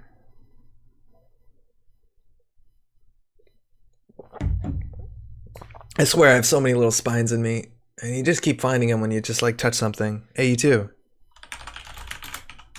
Yeah, we can keep this. We can do a lot worse in Shaper Economy. Admittedly, we don't get that much value out of the sec testing. I guess it's just a magnum opus that they can interact with. So if you don't know, this is Mirror Morph, the newest HB identity. If they do 3 different things, 3 different actions on their turn, largely actions being separate things or things that are printed on the core identity card, the core action cards, they get an extra click, which they can do something else from that card, or another unique action printed on a card, or they can get a credit. I explained that terribly. It's probably just better to read the text right there, huh? Why do you have little spines in you? Did you hit a cactus or something? Exactly. Bananico just absolutely just fucking try to jump on a thing, goofed it, just total dickhead, and just smashed a pot with a multiple cactuses in it. That's a lot of money early. Makes me afraid. Makes me scared of a couple things. It makes me scared of hard-hitting news, which is fine. We have SMC in hand. So I reckon we actually can do... I think Super Corridor looks a bit... Oh, we can't play this to get money. Looks a bit sketchy. So I think we can... I don't know. If we draw once, we want to play a card to get a free card draw. So drawing... Like, that's the problem I have right now. Is that... Drawing is something you want to do anyways, but do you not draw to get the free draw? Because this turn we probably do draw. So I think we're going to do credit and just get a free draw. Oh, it's optional. That's cute. Plural of cactus plants. Brainstorm? Oh yeah, it could be, I guess. Jamming that remote in, get that Rashida going, playing on 2 cards. Ooh, 1 card. They win. We can't deal with 1 card. We gotta put this somewhere. If we run, they can hardly news us, but at least we got that sweet cash. Oh man, are we close to Super Corridor? Not really. Cast is good. Rzeki's good. So do we play a Drip Recon or do we run for sec testing? I feel like we run for sec testing. Might as fucking well. We want the money now. And we'll play, in theory, Rzeki gives us... Oh, actually, what's the curve on this? This is -1 credit, then 0, then 2, then 3, then 4. I missed 1, I think. And this is -1 to 3. This is technically better, and it plays around scarcity. So we'll get that done. Cats, huh? Yeah, that's a mood I've had. Literally the exact thing happen. It's rough. She's okay, though. I don't think she got cactied pretty bad. She was really embarrassed about the whole ordeal too. We had to pull out the vacuum, and that's like, you invited this devil? All right, how do we get in the remote? I don't know. I literally don't know. I guess archives. 1 advancement is like bizarre. They have 13 credits, so I think we can just do SMC Oiler, run it.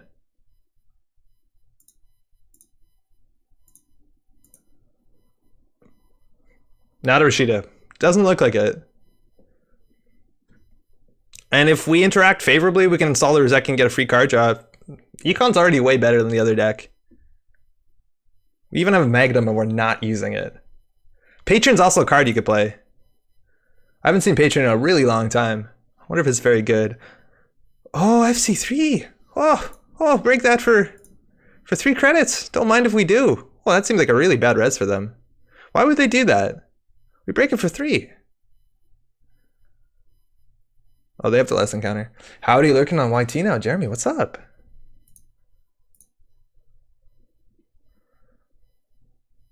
We always can SMC for Palangi. Surveyor, okay. I think we SMC for Palangi. I don't know what a code get. I think our killer is Ika. And that's pretty fucking expensive.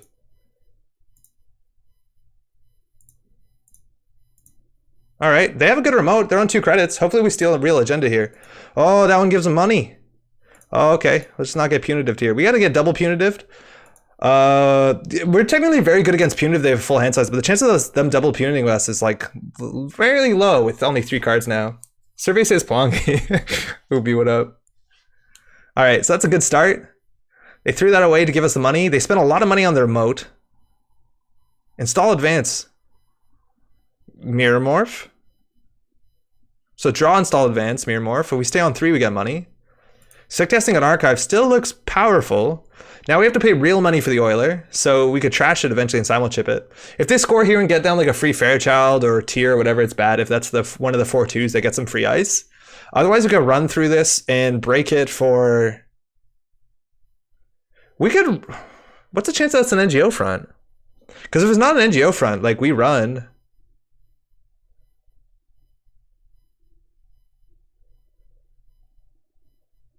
We could click.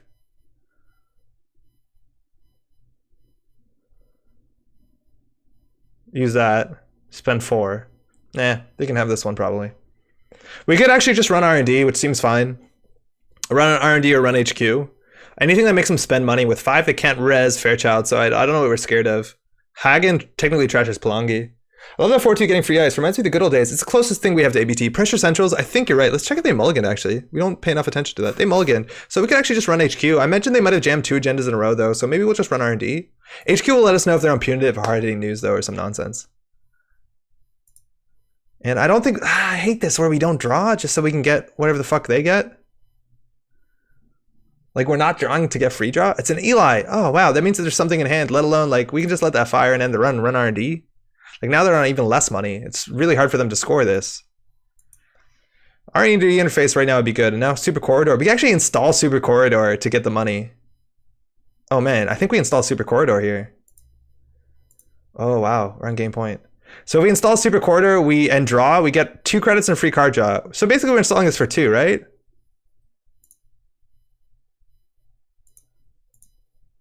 Fuck yeah. Security testing. That's weird. All right, double Rezeki, we got him. They have SSL for money. Oh shit, you're totally right. It worked. Yeah, they do have money to score out. I always forget about SSL.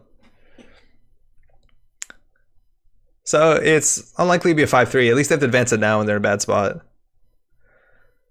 Free stuff always nice. Not exactly free, just 2 credits. Free card draw though. And our daily cast is chugging away. We do have access if we really need to panic for a misdirection, I guess. Like simulchip into self-modifying into misdirection if we need to. They're drawing up. I love when they have full hand size. It's pretty good for us. So that's one action. Mirror Morph advance. So click for a credit, click for a credit. Oh, ice credit. Okay, cool. So we'll still put on archives, force him to res. So cast gave us 2. If we get a pawn shop down, it's even more money, and we could probably poke him a bit more. They're gonna get 3 credits from SSL. This easily could be the winning agenda here. This could be game. I feel like we're in an okay spot though where we don't need to. We want to end on 5 credits and 4 cards. So do we just draw, install Rezeki, click for a credit, and then we have to do something last click? I guess we can run. How's this game? Chris, so far good. So far this feels a lot better. All right, so we can always dirty laundry HQ, but then we get money. I feel like we're spending so much time just to get efficiency out of our cards that we don't need to. Like we could just play like normal. Oh, we also could have Link. We can deal with that. Like we could dirty laundry HQ and double click through it. We would get 3 credits in an Axis, which is, I don't know, it feels like there's a lot of agendas on the table. Maybe they mulligan terribly. We also could just install Rezeki and click for a credit. That seems better. It's the both of best. Oh fuck, we have another action. Oh, run HQ. Like, did we literally run HQ just to bonk it? If we had turning wheel, yeah.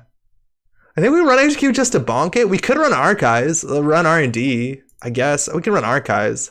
What's bad here? Ah, fuck. No, we don't want to get money. I'm not sure. Getting lat efficiency, why are you lat? So technically, if we do nothing, we run R&D, we gain 2 credits in a card, which is super efficient. So we're just gonna run HQ and end the run. Take back the credit, click, run R&D. No, we can do both. Click for $. No, this is way better. Basically, we click for 2 credits on a card. Feels so good. There's probably better ways to do that. Oh man, great. Run R&D. The thing is, if they run R&D and they res something, it's scary. I don't know what they could res. Like a Hagen, then we have to break it, and then we don't get our efficiency. Shit, no mercy with me. So let's see if they score out. If they score out and it's not an SSL, which it looks like their deck is running SSL. Oh, it looks like they are scoring out. What, were they slow rolling this? Okay, no, they're scoring out. Oh, wow, it's corporate sales team. So the win was in the remote. They've just iced up R&D. It looks like that's where the agendas are at this point in time. We'll put this on archives. So I reckon we can just play control. Like the remote is not particularly good, and we have drip economy. We want to end with 4 cards in hand, 6 credits, which is actually possible. We could install Rezeki, simulchip, draw. No, that doesn't work. We can always just pump our breakers. Like sometimes at the end of the turn, you want to pump your breakers. Oh man, fucking Super Corridor could be really cool with a study guide. But you can just pump your breakers for no reason. And it only works like if you're 1 above them, you pump your breaker for 1, so you lose 1 to gain 2. It's like a free credit. A+. How much do we break Eli for? 2. So we can install Gauss run HQ. I'd rather just get these stuff down. We gotta set up.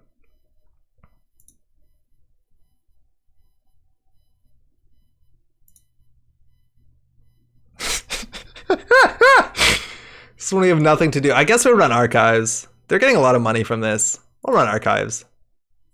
Just focus on winning. Treat Super Quarter is nice to have, but no sense twisting your pretzels. Yeah, we really are. We're really like fucking just bending our... It's so hard to get the money. Whatever. Security testing is basically... it's a click though. Ichi. Oh, fuck. That's fine. Resing an ETN archives right now. So trashing 2 programs is, you know, losing the Rozekis would suck. So I think we're going to make this a code gate. And we'll break it for 6. Well, we don't have to break all of it. We'll break it for 4.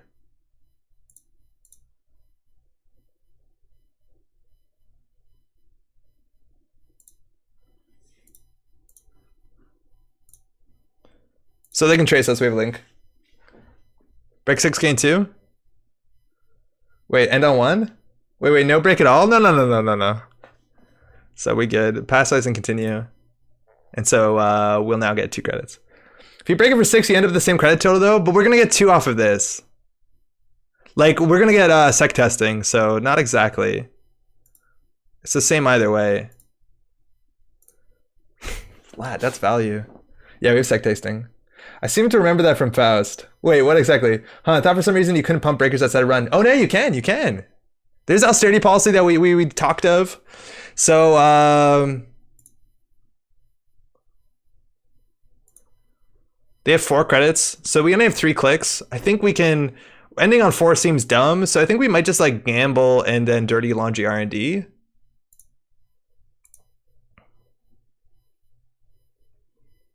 We have to trash that next turn.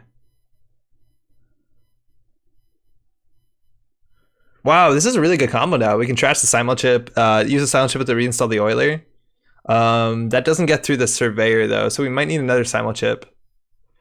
I think we just gamble dirty laundry R&D. Oh, we could have run the remote a while ago. Then we can draw once. Our hand size is also 6, by the way. Should have dirty laundry if we're getting the sec testing money. Yeah, but then we would have lost a free card. All right, so this they res for 2 credits if they get the 2 credits back here. I think that's fine. So that's their like Hushik counter. So we can draw once. We only have 3 clicks. That's a turning wheel. That's huge. We'll draw a card here too. Wow, that's good value. Another super corridor. Damn. All right, so now gonna be at 3. I imagine it might just be like credit install MCA credit. But all their installs usually will cost them a credit.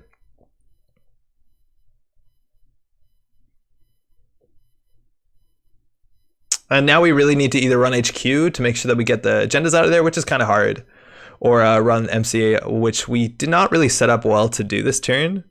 We could just trace through it. That seems absurdly expensive.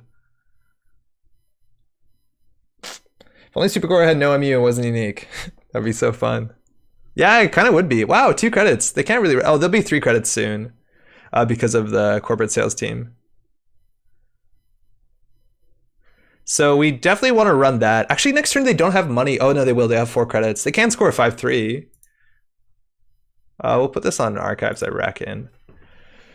Okay, with 3 credits, what can they res? Can't res a border control. Could res an Eli.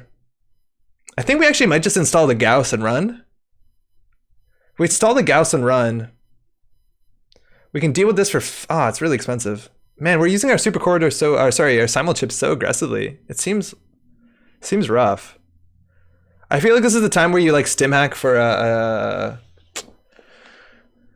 any other way. Man, it's hard to deal with this. Pressure HQ? We could. We only have 3 clicks. Gaussian pressure HQ. Is there a reason why you didn't break border control with Euler? Because this only breaks code gates. And we don't have Palangi. I didn't want to use a simul chip for the Palangi. I feel like... we probably could have. Yeah, maybe we just pressure HQ here. I feel that's fine. We can just do Gauss into Dirty Laundry, then maybe draw Jaw, see how it goes. And then admittedly, we might lose out on our draw here. Like, I think we put down Turning Wheel, Gauss, Dirty Laundry, HQ. Actually, this will break. We want to do this as many times as turn, so I think we'll just do that twice. So we'll install, we'll Dirty Laundry, HQ. Continue encounter, we break for only 2. I forgot we weren't Kid anymore. It's a CVS. Yeah, we probably want to trash that. It makes the next axis is a bit better. It also lowers their hand size, so in theory we could draw here. They're on 3 credits. Let's boost our breakers. No, we'll run HQ again for 2 credits for single axis. And in theory we can't steal the 5-3. Oh, good game. Oh yeah, the HQ pressure seems smart. They had a lot of agendas. A lot of agendas. And we didn't get the prognostic Q loop, but this actually seems fun. This seems cool. Yeah, you get used to it if you play Kit for a while. Easy to forget. Everything's a code gate. And how many credits did we get? 49. So this is turn 8 and we got 49 credits. The last games we played were like to turn, I don't know, 14, 15. And we only got like 13 more credits than that, which shows we have a lot more economy in this deck. And admittedly, we did draw Gamble, Gamble, Cast, Dirty Laundry, Dirty Laundry. The other decks didn't have that sort of stuff. And what's coming up? Beth would have been okay once they had money. We had the pawn shops coming up, which we really didn't have the value. Again, our progenitors are all in the bottom 15, give or take, which is kind of rough. But the idea is there. We have prognostic. This deck looks really fun. Ooh. Damn, I'm good. Hey, cheers. Thanks, you too. Super Quarter MVP. It fired twice. Worth its weight in gold. Installed for 2 credits. The cheapest Shaper console. Snipe the MCA target. Yeah, you assume they have something in hand, right? But this card is still really good to get value anyways, right? Like the fact that we lose a credit anyways, it's sometimes fine just to fuck around with that. It doesn't really cost you a real click if you fire your MCA that turn, so it's really not that bad. I would even do it if I don't have an agenda just to set up for the top deck. Let's try that again before we build our own. Needs drug dealer? I guess you could choose the option like the super corridor fire before drug dealer. That actually seems pretty flexible to get a wild side effect. Or oh, you can't DJ Fenris Hoshiko, huh? Simon Chip, Refresh, Euler, and Palangi. Yeah, that was another option. I just don't want to use all my resources when we're not challenging the remote, which we could have. SSO is going to be pretty hard. We do have an early prognostic, but getting into the remote as soon as possible is the most important thing you can do in the matchup. Just because if they get a 5-3 running on the table for a while, you lose the game. So this is actually kind of dodgy. Good thing is we have a lot of economy, so it's we can actually afford to prognostic. Like here we could do gamble, prognostic, dirty laundry, R&D, and see what's on the top. But like if we're probably going to get Red Planet's Couriers out here this game. Thanks, you too. So, you know, just a bit salty. We can keep this. We can do a lot worse.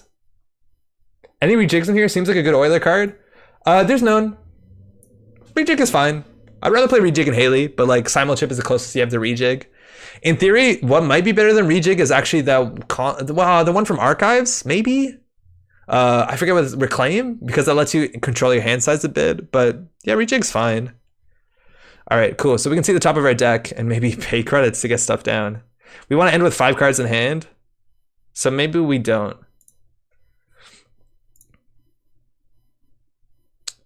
We can draw. That draw was leg, misclick.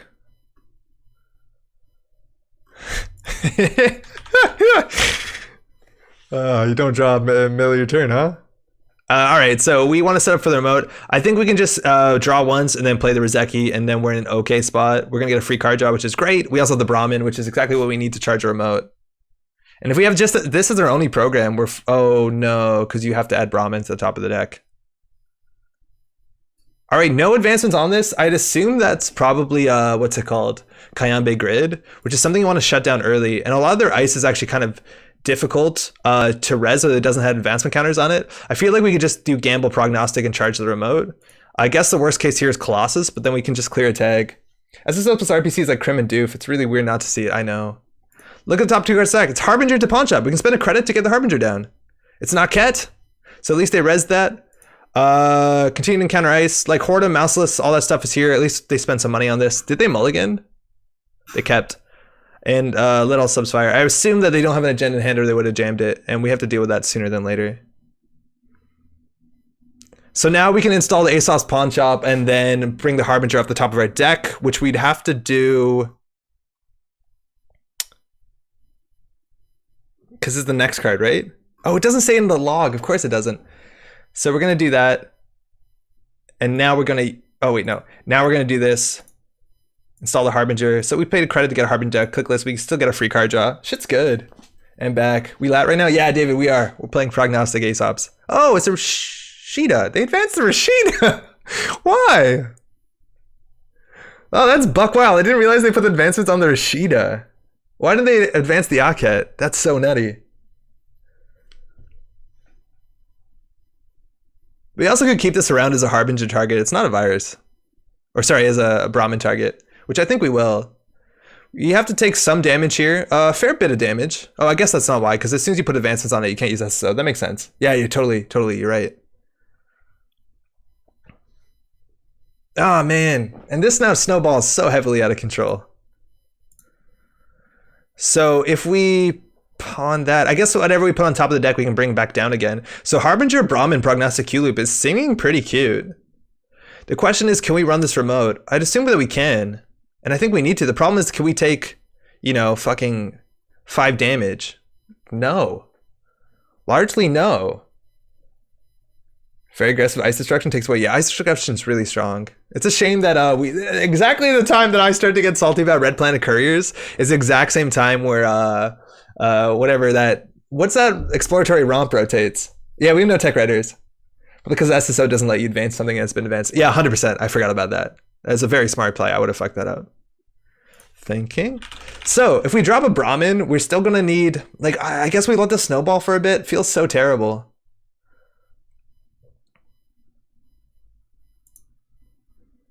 Maybe it's a shame to pawn this. Do we know the top card of our deck? No, we don't. If we end with 4, we're in an okay spot. So we could always just like face check R&D after we put down our R&D interface. What could they res here? Colossus. I don't know, Fairview stuff, Hordem. Stuff seems fine. We also see the top of our deck, which is okay. We just don't want to lose this. I guess we have Simon Chip. So it is Euler, really strong here, and Palangi. Wow, what a combo. Continuing counter ice. We see 2 here.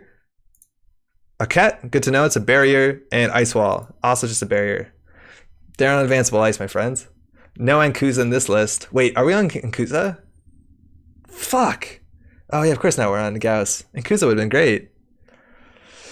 So we could pay a credit to get down Euler, or we can get a free Palangi mid-run, which seems nutty. So if this is a code gate, we still can't steal the CityWorks project, which is a bummer. You always use because I can to shuffle remote stuff away instead of exploratory romp. You can't shuffle ice away. You can only shuffle what's in the remote, unfortunately, Eon. So you can't get the counters off the ice. So I guess we do clicklessly install the Palangi at least, but that's kind of rough because then they purge, basically. I don't know if they purge it. So we spend 2 credits to get that thing down. Doesn't sound amazing. Yo, Rejets, how's it going? Welcome. How you doing? So we get a free card draw. I think we will do it. We'll just prognostic for value. Reveal install card. We install the Palangi. That's cool. And then we draw a mystery card. Super Corridor looking pretty sweet right now. We have nothing to... Oh, I guess, yeah, 100% we prompt the Harbinger. So we just got to keep drawing up into the ability to tackle this remote. Need to say that I did what you said and started to play around on Jiteki. A lot of cool people helped me there and have been enjoying a lot this game. Fuck yeah! Yo, people in JNet are really nice. Specifically if you say like, hey, I'm a new player. People are so excited to bring new people into the game, let me tell you. I'm glad it worked out for you. That's really cool.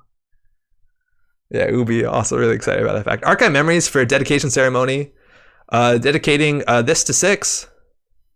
I guess we don't steal it. And I think they dirtle up now and just get free counters for days.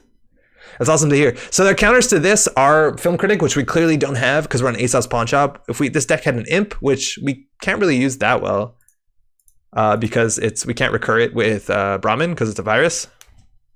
And this is 3 advances on it. They didn't res it before, so it could easily be one of the advanceable ice that needs 3 ice on it, like the Constellation Ice or whatever people have agreed to call it. If we play the SMC, it's okay. It's all right. But we basically need to lock R&D. And I think if they're doing this and dirtling up, like they archive memories into, like, that's not good. Is it archive memories into dedication ceremony? They spend 2 clicks on 1 credit for 3 advancements. That doesn't seem efficient. I imagine they wouldn't just archive memories for like punitive or for mass comms or something. Like they spent 2 clicks and 1 credit on 3 advancements as opposed to just advancing 3 times. What did they do? And then they played Hedge Fund. I don't know. It makes me help translate Nisa cards into Portuguese. Oh shit, yeah. How's that been? Okay, we gotta figure out this turn. Brahmin doesn't deal with big strength ice really well. It actually is pretty bad at that. So advanceable ice like this is gonna be an issue. I'm assuming this could be after, I don't know. We could check it, but I don't think HQ is gonna be very good. I reckon we might just drop the Euler and run HQ because we can end up pawning this, or at least Brahmining it back on top of our deck, which is kind of the cool trick we have. And we can probably dirty laundry. I think 8 credits is enough to break anything. Top 2 cards of stack, Dreamnet, Dirty Laundry, both good stuff. Dreamnet, we don't have a click yet, so that's a wormhole. So that's exactly what we thought, Constellation Ice. So we don't have to use a Plongi. We break that for 5. It's pretty okay for a 7-strength code gate, if you ask me. Does Queen's Gambit work on public agendas? Because I feel like it would be ultimate flex. I don't think it does, because you can't expose a face-up card. Oh, actually, wait. No, that one doesn't expose. I don't know what it says. Is Queen's Gambit even legal anymore? Oh, we have an R&D interface, of course. What was the first card? Does anyone remember? I clicked through it a bit too fast. I think it's the Ice Wall. We knew, and a Wormhole. So we have a Dreamnet on top. Oh god, there's so many things to remember. We only have 1 MU left. Another Rozeki would be good, because this is going to be a while. We can either draw, or get free card draw, which doesn't seem good enough. We'll figure out. Okay, it was that. It's system core. Okay, cool. QG is face down, I think. That would make sense. I think it is face down, yeah. And this is not a face down card. I think that makes a lot of sense. Ice Wall. Thanks, Antoine. I was afraid of so much different cards to take and count in the match since I own the old core set. It's not that bad. Like, for a game that has a lot of cards, not all of them are played. I think there's like only certain cards for every faction that you have to like really remember to play around. Hopefully we do a good enough job on this channel to talk you through what those are. Did we pawn the Oiler? Wait, didn't we have a simul chip? Oh, we used it. Wait, where's our simul chip? I thought we had a simul chip. But I haven't been watching all Metropole, binge watching all Metropole games. That helped me a lot. Glad to hear. If you have any questions, continue to ask. Sounds like it's time for Notepad.exe. Oh man, the most used program on this computer. Fuck, what do we do? I don't know. Do we Dreamnet just to see the top of our deck? It doesn't seem great. We really need our console because we need the MU. And like this is, they just dirtle up and do nothing. And like, it's really hard for us to interact with this. It's 8 damage on top of potential punitive. And we still need to steal all the 3-pointers. Man, I really don't have any fun playing against a lot of Wayland modernly, which is such a weird change from how it used to be. We could do Dreamnet Laundry, which is basically free way to draw a card and get that set up. But they're going to ice archives eventually. Like it's pretty good for them. We're losing out on Pawn Shop. We can just go HQ. This is not a very good run. Like, I don't know if they have another agenda in here. I guess they could. Daily cast, sec testing. Sec testing is not going to be amazing. Ooh, that's Aket. We saw that coming.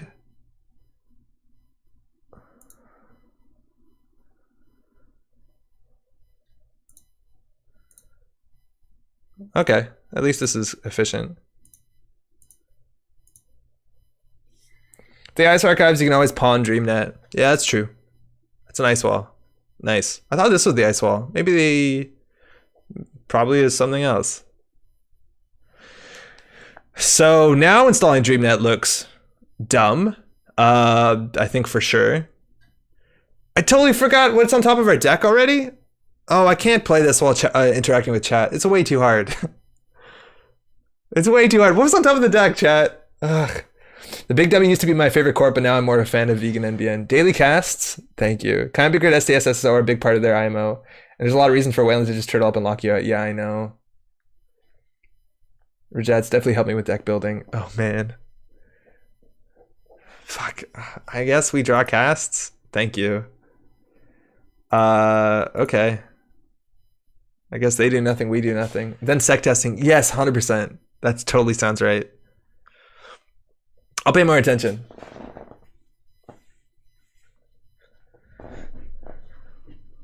Bring back David. All right. Install a credit. Like, this is all they need to do. We just basically have to win off of R&D, which is so fucking difficult.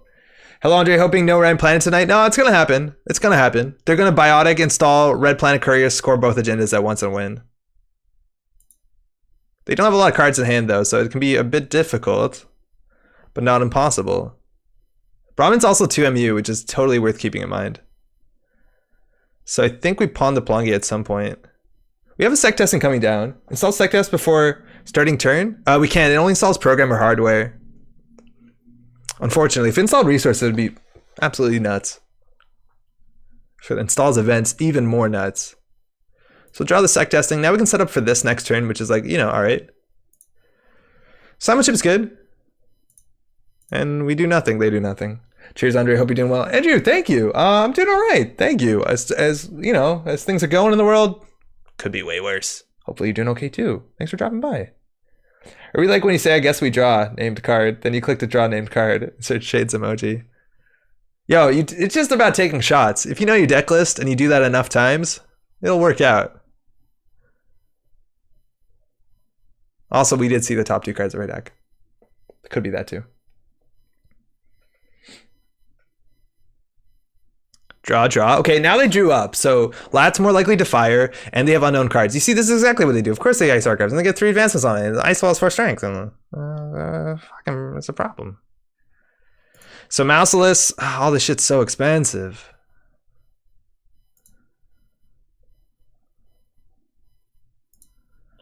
At least we can force them to res. I guess if they res a wormhole, it's like fine.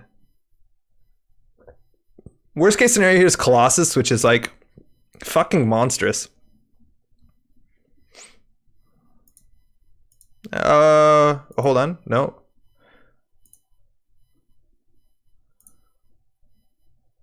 Now we're committing. So Turning Wheel, that's good in this matchup if we can bonk into an Ice Wall here. And Aesops, which is not great. Turning Wheel, Aesops, we'll remember it. Disperse, eventually Brahmin. Is this a Chameleon deck? No, it's not. It's actually interesting to say. It's not. It could be. All right, they didn't res. We got a lot of money. We didn't install DreamNet. We know on top of our deck is already Turning Wheel into Aesops. You got to believe in yourself sometimes. Okay. Feels okay. I think next turn maybe we pawn the Oiler and run R&D. We can also just run R&D now.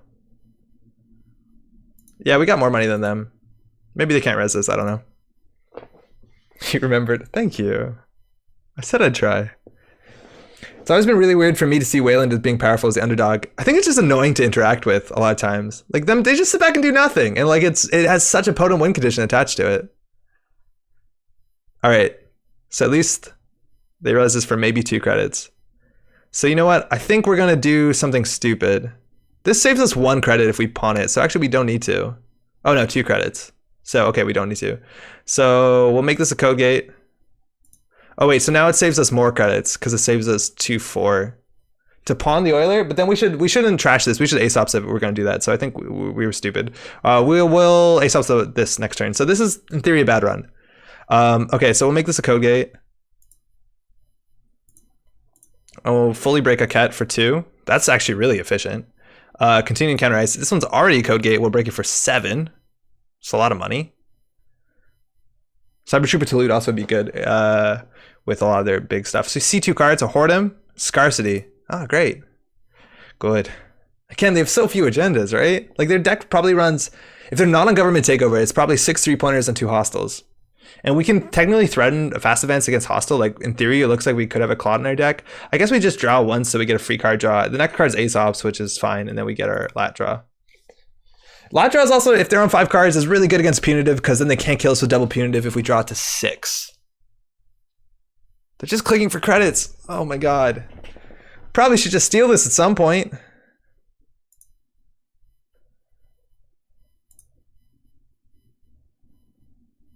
It's actually better. Wait, do we get the 2 off of this?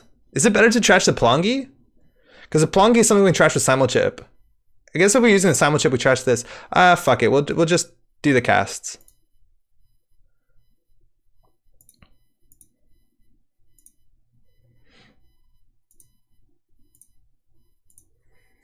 Do we have a link for the runner deck? Yes, we do have a Cyber Trooper Tolute. Plongi Simulchip. Plongi with Q Prognostic is so buck wild. So strong. So they spend 4 for that, which is fine. We break it for 2. Oh, wait, no. You break it for 4. Why won't it?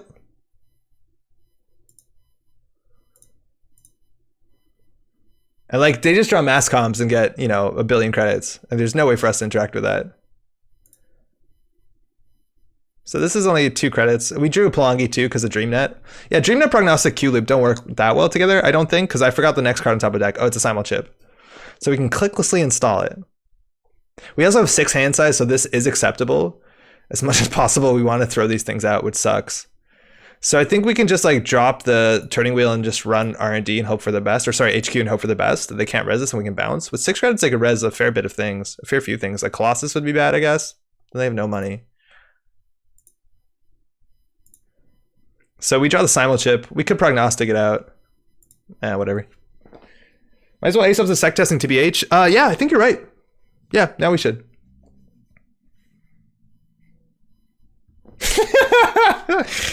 That's like the Whoredom. I forget what we X on R&D. There's way too many things for me to remember to play this intelligently. It's a good pawn.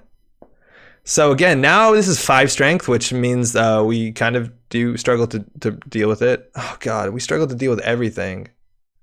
Like, we basically sit back and do nothing for so fucking long. And then try and win off of R&D. Oh man, this is no fun.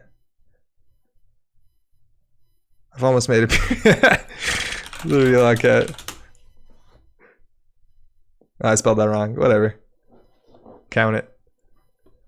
Actually, with sec testing eventually. I don't know. Yeah, you're right. Maybe. I don't know what we're doing here. Like clicking for credits, and then they just fast advance out. I guess we threaten SMC into Clot if they do try and Red Planet Couriers. But like so much of it is just running this every couple turns. So I guess we'll set up. Oh, we can't go down to 5 cards easily. Massive bummer. Oh wait, why?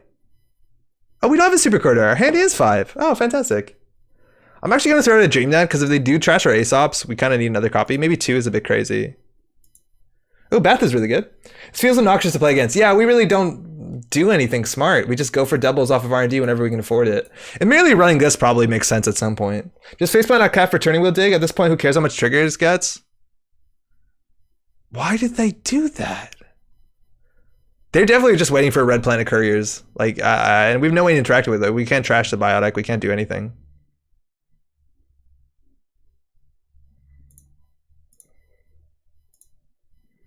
So Beth is okay. We could have installed a second Aesops to eat itself then click for 1. That's true. I guess you could. It's fun. So like,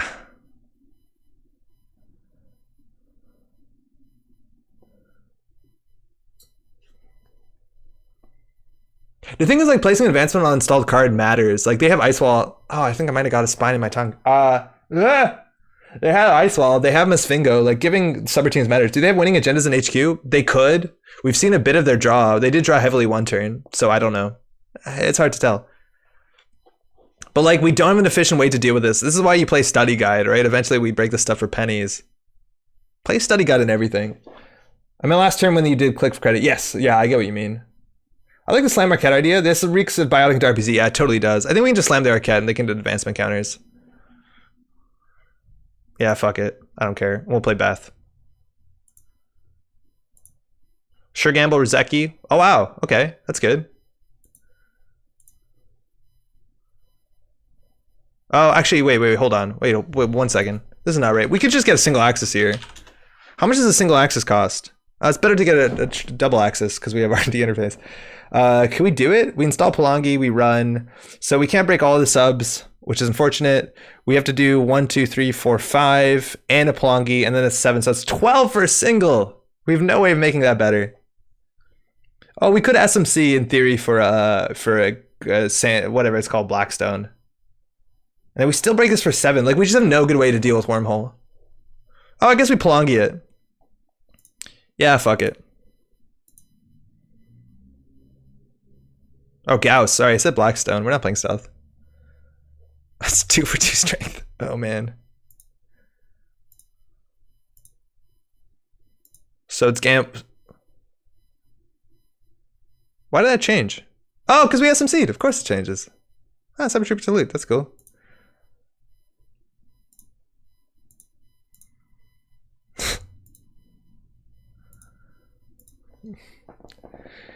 I don't think they have the combo ready. You don't let it fire since they can't combo off 7 credits. Yeah, giving them money is a bit dodgy. But they need the whole combo and 7 credits. So they need an agenda, biotic, and RPC. But those are probably multiples in their deck. At least they have multiple agendas. Wait, is this better? 2, 4, 5? Yeah, slightly. I have to do this. And like, we're still kind of weak to punitive. Like, we're spending so much. Like, we should probably balance. We're spending way too much on this double axis. DRM, okay. Mass comms. Okay, so the money they have doesn't fucking matter anymore. Oh yeah, we got DreamNet. Oh, this is so not fun. Does Taka make Study Guide a bit better? I don't think you need Taka. Taka is just a Rizeki, right? Like, we don't care about stealth. It's just a Rizeki. How are the games you're going? Winning, losing? Just got 4 games of Netrunner in with 2 other friends. Was playing Adam 2-0 and next 1-1. I'm very excited about getting shipping notes from Anisi cards. Anisi cards are great. Currently we're playing Shaper, which I've been told, and we're testing it whether they have a strong enough economy. Right now we're struggling, but I don't think many decks can interact with this well outside of stealth, just because it's big ice and do nothing. So I think we're just gonna give them infinite money. I forget what they drew. Oh, it's a DRM. All right, so well, they have Mask on the top of their deck, so now we just bounce. We play Gamble, bounce, bounce, bounce. If we lose next turn. Games here are not going great. Playing Shaper, it's kind of struggle. Actually, last game was pretty good. Take clicks. Yeah, we can pawn something. Always be pawning. Pawn the DreamNet, I guess. It's money. Don't think about it. It's just money. SMC into Simulchip.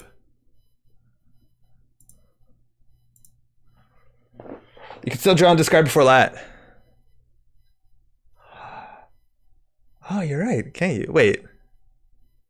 What do you mean? Is Clot still legal? Yeah, it totally is. It is one of there's only 2 like fast advance hate cards in the modern meta. Traffic Jam, which some people are playing, and Clot. I think that's it. Oh, and technically like the one where you kill a connection.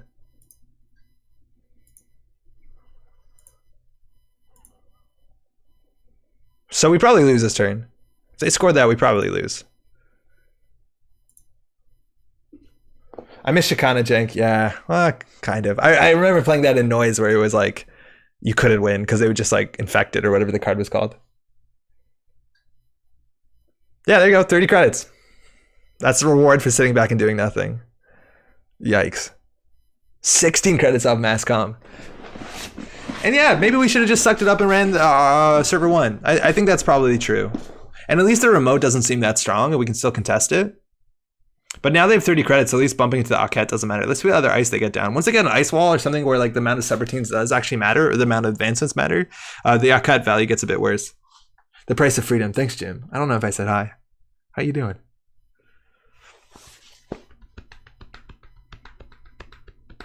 So they have a DRM in hand too, so they could DRM jam a 5-3 at this point. At least they don't get value from it.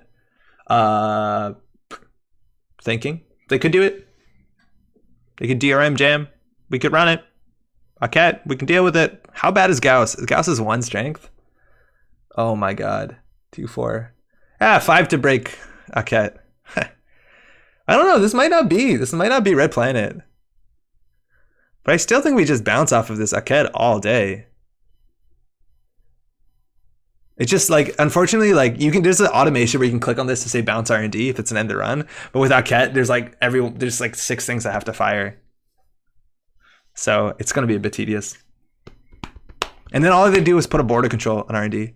Probably Rashida, which means they're going to likely draw into their combo. What do we pawn here? What do we pawn?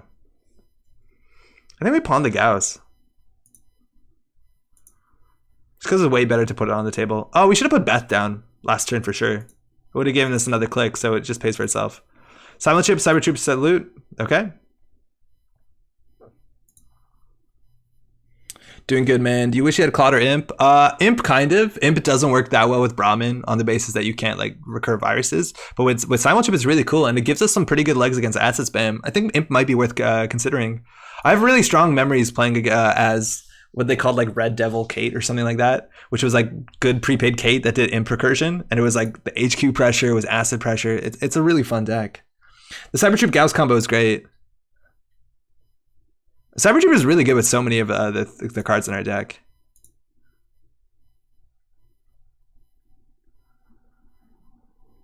That's a government takeover in server 1? Oh, we're putting advancements on it. Yeah, it could be. It easily could be. But like, yeah, it could be. You're right. I didn't realize that. And they could Red Planet Couriers it out. So maybe we're stupid right here. But it was Rashida last time. I think you might have a chance. Sarkadin feels a lot like playing against prison decks in some ways. It kind of does. It kind of does, but I think like if you just, you know, can deal with ice, you're okay. But like we could lose here, RPC into this. I don't think it's a face down agenda besides government takeover on the basis that it's you know, not face up. It looks like it's not Rashida. I don't know what this is. Probably maybe a Kayambe. Good evening. Happy to see you streaming, Gwen. Question, are you open to deck testing? It's a new Angel Sol inspired by your stream a week ago or so. Adam, how's it going? I definitely do like some deck testing. That experience we had with New Angel Order Sol was a bit of a bummer, unfortunately. Oh, wow. What is this? They're advancing it. So maybe not at the moment, but later. If you can throw the deck list, I'll definitely look at it. I really want to play more GameNet. What the fuck? What? Atlas with counter? That's huge. That means Red Planet Couriers. So it looks like they are running more of a... Yeah, there you go. Biotic Red Planet Couriers. Score 28. Good game. Cool. So they had a Biotic in hand. They didn't have the Red Planet Couriers, so they scored the Atlas token to get the Atlas token to be able to pull the Red Planet Couriers because their hand was just Biotics. So they're luckily just trying to draw into it. So it seems... Sorry, was a slog. Well, didn't get econ. Ah, no big deal. So most people only run face ups and then run like hostile. It looks like... Are you on GT? I never get to use my 25 tokens. I'd like to see Alice deck in motion like Lumela mentions. Alice is really fun. I kind of want to build an Alice deck solely for ripping up the corp, like the Begot, Wanton, Destruction Mall, all that stuff. That stuff is really hard to do because a lot of times you don't have the economy to sustain it. Like, Maw is really expensive. And if you're running Wanton, I don't know, you want to play Swift sometimes? See what Alice chain. Ah, cool. Neat. That at least is a more interesting RPC deck. Alice with 25 counters seems a bit good. You can actually lose the game on purpose. Hippo's good. Love this dumb combo deck. Feels like very bad CI7. What's the exactly combo? I don't get it. What is the combo? Doesn't really work. What am I missing? I think I'm missing the combo.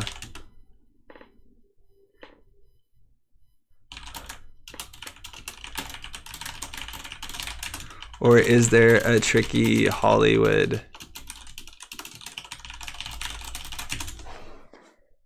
What is GT? Joe, it's Government Takeover, which is like a 6 advancement. I think it's a 1 of in your deck. It's a 6-point agenda. It's 9 advancements. Government Takeover 6-point agenda. Excuse me. Lumila, you gotta also play what's it called? Immolation Script. I think that's a good one.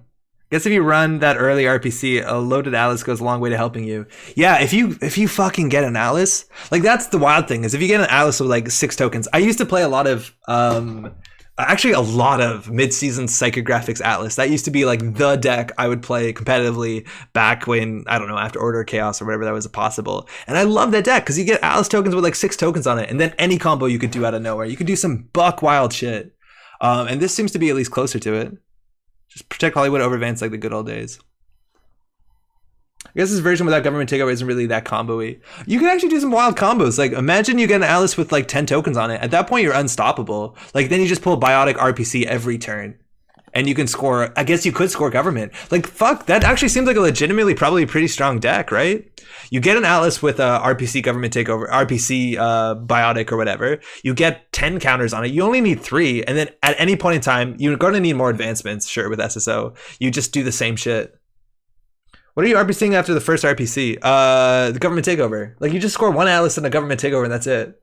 Like, RPC Atlas, have 5 counters on it. Then you can pull like more than 5 counters. You have at least divisible by, oh wait, you need a 3-pointer first. So you jam a 5-3, you leave it, you get enough advancements, you RPC it, so you have enough Atlas tokens, and then you can do like in Deddy if you really need to on your ice to get that shit up, right? You do Deddy, dedication. So you have 6 counters on your ice, maybe a 3rd Deddy, fuck your turn, who gives a shit? You can always pull Mass Comm back to get money at some point. Oh, I stopped talking to them, I'm a dickhead. Yeah, you can do that. And at that point, as soon as you have 9 counters on the board, but there's only 3 ice of advancement, and you got an Atlas with like enough tokens on it, you just can pull the combo from your deck. Hades Shard? No, Hades Shard rotated. Yes, Immolation Script is 5. Immolation's great. I don't think whatever I make will be especially competitive, but I'm just role playing. That's kind of the issue right now, Ludmilla. Is like, and I saw other people talking about this in the lobby, and like the lobby of JNet has some. I don't know. The conversation is all over the place, but people talking about like it's really hard to play. Like our deck had an okay economy, not tier 1 economy, but there's so many matches where it's like just so hard to interact in a meaningful way if you're like not a really good deck right now, which is bizarre because it didn't used to be like that. Maybe I don't know. That sounds super convoluted. It's because it is. You need the counters back? Yeah, you need to get Daddy's Ceremony, or you just jam a 5/3 and just say fuck it, take it. Like you just need some counters. Is there any card that like mass places counters? Shipment from Kayuga or Kaguya, whatever it's called, rotated, but it's not even good enough. Wall to wall. I don't know. Seems kind of cool. Convoluted for fucking sure. You don't need any of that shit. Like sometimes you just Red Planet Couriers, Biotic, a government takeover. Anson Rose. Oh man, I love Anson Rose. Anson Rose is really fun. I think Anson Rose just got totally replaced by Kayambe Grid, unfortunately. But we used to play Anson Rose decks on this channel that were like, what's it called? 10 transnational decks just to trickle light aggressively. Those were the days. Let's do one more. I'm going to sit down in the chair like a normal person. Oh, Doodadwa? Yeah, I guess you could play a Doodadwa. It's hard with the Doodadwa, though, because you're going to have glacier-ass remotes, and it's not going to fire a lot. Yo, Antoine, what's up? Antoine probably playing Polana. 9 out of 10 times. Part of why I like kitchen table play better, especially with my friends who are like not super big into Netrunner, because they get more wide stuff. I totally agree with that. Ooh. 4 hand size. All right. We're now in the wilds again. Cybernex division. Don't know what we're doing. I like it. All right. It's been a while since I played against this ID. They have a 3/1 agenda that reduces your hand size. Luckily, we get a fair bit of free card draw, which is good. This opening hand's really good. We got Aesop's Cast, Dreamnet, and Harbinger. Yeah, that's keepable. The problem with this deck usually is they don't have enough economy. They also have a 40 card deck, and like HQ pressure can be pretty strong. Sometimes Snare does show up on the basis that they get you to 3 cards in hand and then they like goof you up. But the fact that they're on 4 cards in hand makes it more likely for us to get off Lat in a lot of ways. We also have Super Corridor, which gives us an extra hand size, which can fight against whatever that shit they're doing. I was playing a really janky Trickle IP kill deck, and my friend was just playing like Good Stuff Kit back when we got a first core set in Data Destiny. There you go. We don't have a current. Our hand size is now 3. Luckily, they're on 3. That's going to stop us from doing all the good stuff that we want to do with Lat. Ooh, the Lat counter deck. Yeah, I haven't seen this idea in a while either. All right, so I think we can just set up. We want to end with 3 cards in hand to get the card draw. So I think we can do Daily Cast, Aesop's, Harbinger, and then we might as well just draw here so we can play Gamble. Fuck, we're good. So I reckon we just do Gamble. We could do Cast Dreamnet. I think Dreamnet's going to help us a lot in the matchup just to get that click compressed draw. We also could just do Aesop's Harbinger, which is probably better than anything else here. They're not going to play Scarcity, but this seems good. Hey, we also got the link from Cybertrooper to loot, so we can get a loot down and Dreamnet and go from there. My group uses all the cards, nothing rotate restricted. Playing with all cards is even scarier too, right? Because then you can get some wild combos. Probably Project Vacheron Punitive? I don't know. I feel like this ID, like, if you're playing Vacheron Punitive, you might as well just play money, right? Not really with this bonus draw that Lat has. One more hand size. I can't get up to 4. You got this.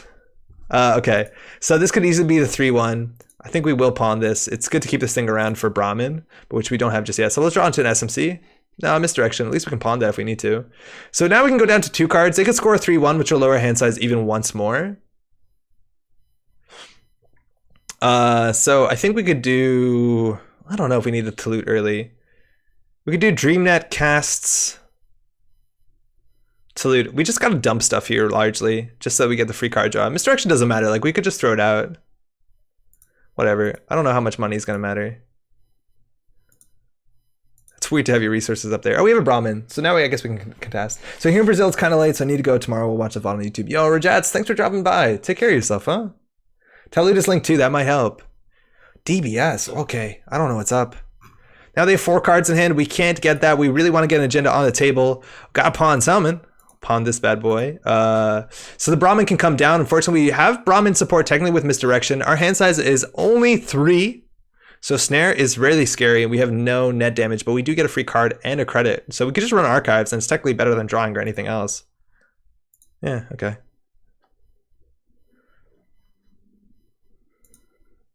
Seems good.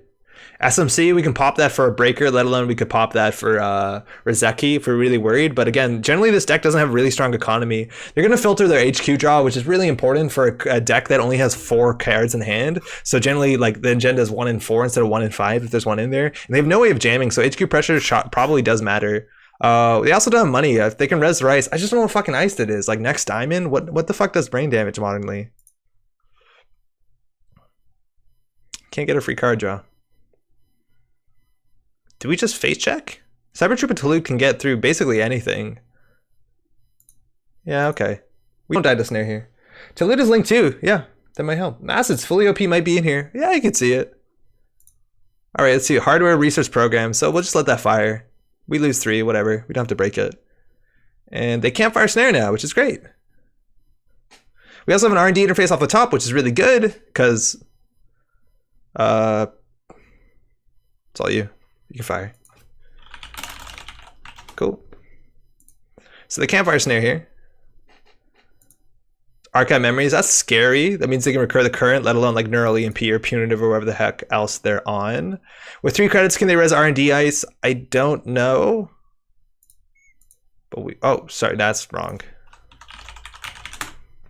But we'll find out. We are old and now not played much. In fact, we played the old WC Netrunner more still at this point. Oh, wow. I need to try playing more of that. Single access here. It's a Maryland campaign. We could let them res it. I don't want to trash it right now. Our economy is not particularly that strong. Yeah, maybe it is fully operational. I don't know. Maybe they have some like NASX combo as well to get burst econ. But like the Maryland's really important because their economy is a bit shit. Draw. So DBS could have drawn the Maryland, could have drawn something else. We just want to basically clear this current. If they archive it back, whatever. All right. So not worried about snare. Could be Prisec, but at least we get a card and credit when we run, which is actually really bad for Prisec. So we'll run these. One's a Maryland, probably both Marylands actually. Maybe a Jeeves as well. It's a Maryland. Yeah, we'll trash it. We can just drop R&D interface and run R&D. It's Rashida. Ooh, yeah, okay. No money for you. Maybe we do pop SMC. I know, SMC is really good for running. We could drop R&D interface and run R&D. We only have 1 credit, and with 3 credits, what could they res that's really... Is there any brain damage ice that's at 3 credits? Oh, we only have hand size, so maybe we just install this and click for a credit. It's a shame. I kind of really want to get that pressure down. And I forget the next 2 cards of our deck, but at least if we go up here, we can check. It's a Turning Wheel into Pelongi. Both really good draws. Victor 1. Oh, yeah, it's true. Victor 1. Drop the mist to sell it later. Yeah, that's probably better than Simulchip. You're right. I just wanted to keep the misdirection around so that we could use Brahmin. But unfortunately, Brahmin with SMC is a bit too much MU. And R&D interface is really good against a daily business show, right? Because we see 2 and then they draw 2, technically draw 2. Like, so we're going to see more cards every turn if we leave this daily business show open. But this means they probably have some combo they need to set up into. We're going to sell the casts. I think we actually can just like install the R&D interface, go in. We just need to draw 1 so we don't die to snare. I guess we die to double snare. Technically, this turning wheel is a bit more impactful, but HQ pressure doesn't seem that good when we lift this on the table for so long. 6 credits, is that enough? Probably with Talud. Oh. Huh. Huh. Huh. Okay.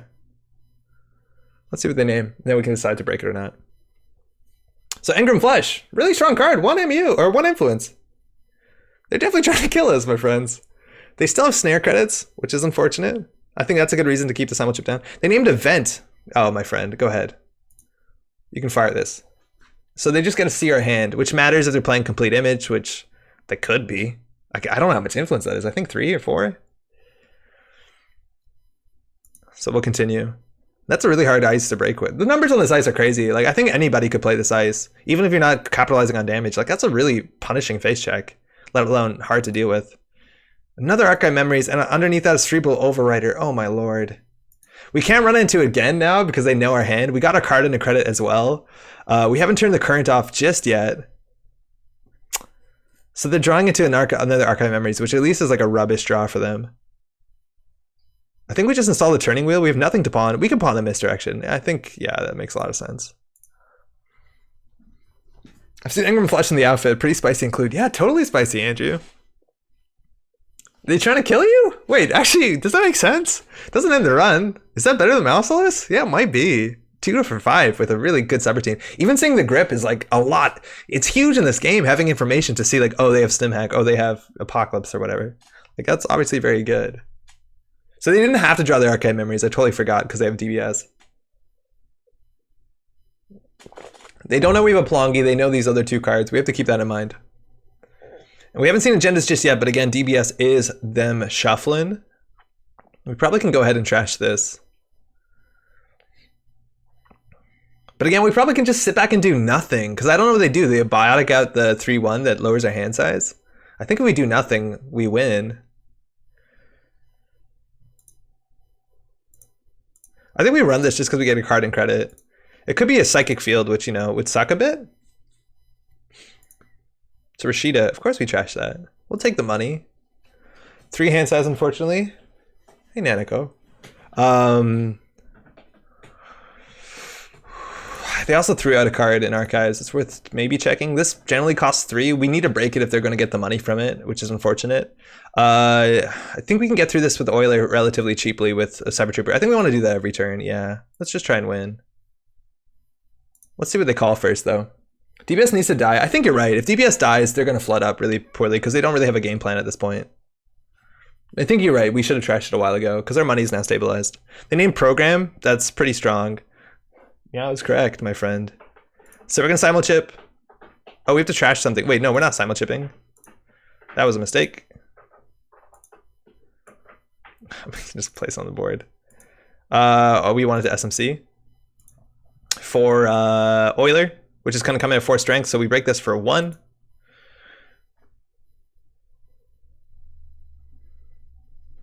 Two cards at the top. It's the 3rd Rashida, and it's a complete image. 4 influence. They can archive memories out for days. We can go again. Snare would be lethal. Snare would literally be lethal. Well, 4 for Snare, and they just do credit, archive memories, complete image, so it's unlikely. There's a small chance Snare is lethal here. Yeah, fuck it, we're gonna risk it. In theory, this is stupid. Like, we do die to Snare. And they might have a complete image in hand. If they have exactly a complete image in hand. SSL, okay, so we cleared the current and hedge fund and we've given them money. So, oh, wait, actually, you're right. They couldn't complete image because we didn't have 3 cards. Now we do.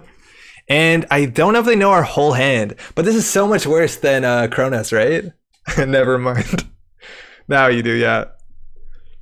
So let's see what the archive memories for. Now they have a lot of money. Could they have to double punitive us, which they don't have the time to do. And our hand size is at least 4, so they're gonna have to play or discard something. And I don't know, do we pawn the Oiler? Otherwise, how much are we breaking this for? 5. Oh, it's so bad. Break for 5. All right, they've undone their hedge fund. That's scary.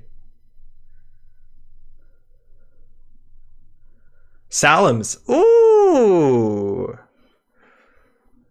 So they got rid of their Brahmin. So I imagine they're going to arc lock it down. Oh, complete image? Oh, it's a 50-50. Legitimately just 50-50 to win. Oh, good game. Oh, GG. All right. Well, hey, I guess that works. I don't see why you do that in HB over Kronos, but yeah, man, that's just a rough combo. We've been playing that in Kronos. It's good to get our own medicine. That in Kronos? Oh man. Yeah, how much influence is on that? So I have no doubt they're actually not playing influence for Salem's. They're probably getting for free. I tried the one you played last GNK. But this was a 50. They had a 50-50 for lethal there, and they got it. If they didn't, they end up spending like 6 credits that turn. But I think the odds are better with this. Oh, not at all. Wait, what? For real? Wait, the odds are terrible with this. How? There's no way that this is better than HB. It doesn't make any sense. Because like if you play this in Jiteki, any damage sees their hand. You have Snare, you have Obakata. On top of that, you have everything. What's the time runner has 3 cards? If you know one, Salem's trashes it. Consistent 3 hand size, and then it's a 50-50.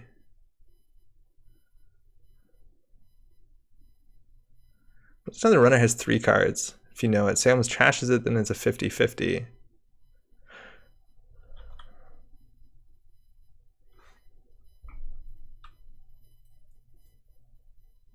Hmm. 50-50 is greater than 100 to the math. The 50-50 in Chronos without Salem's is the same. Yeah. But if they have 3 cards in Chronos, it's also a 50-50. But you can play without Salem's. And you have oboe, snare, kakugo, so many ways to see hand? I think I understand where they're coming from. I kind of did.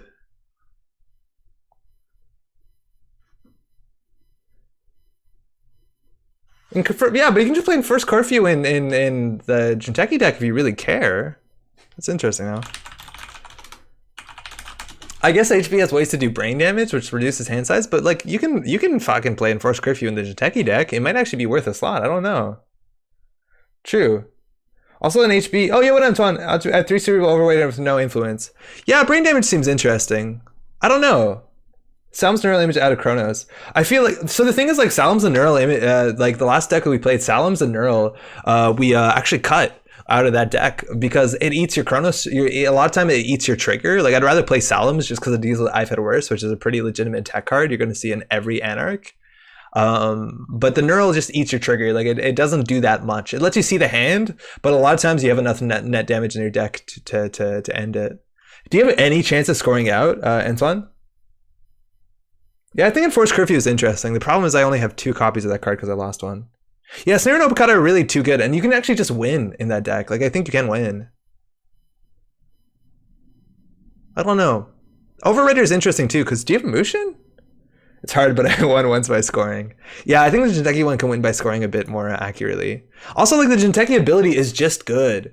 Like, I think that's a big part of it, is that, like, the Jinteki ability is just good. Like, they can't interact with you in a meaningful way. They always lose their best card in hand, and that actually is worth a lot, let alone you see their hand a bit more often.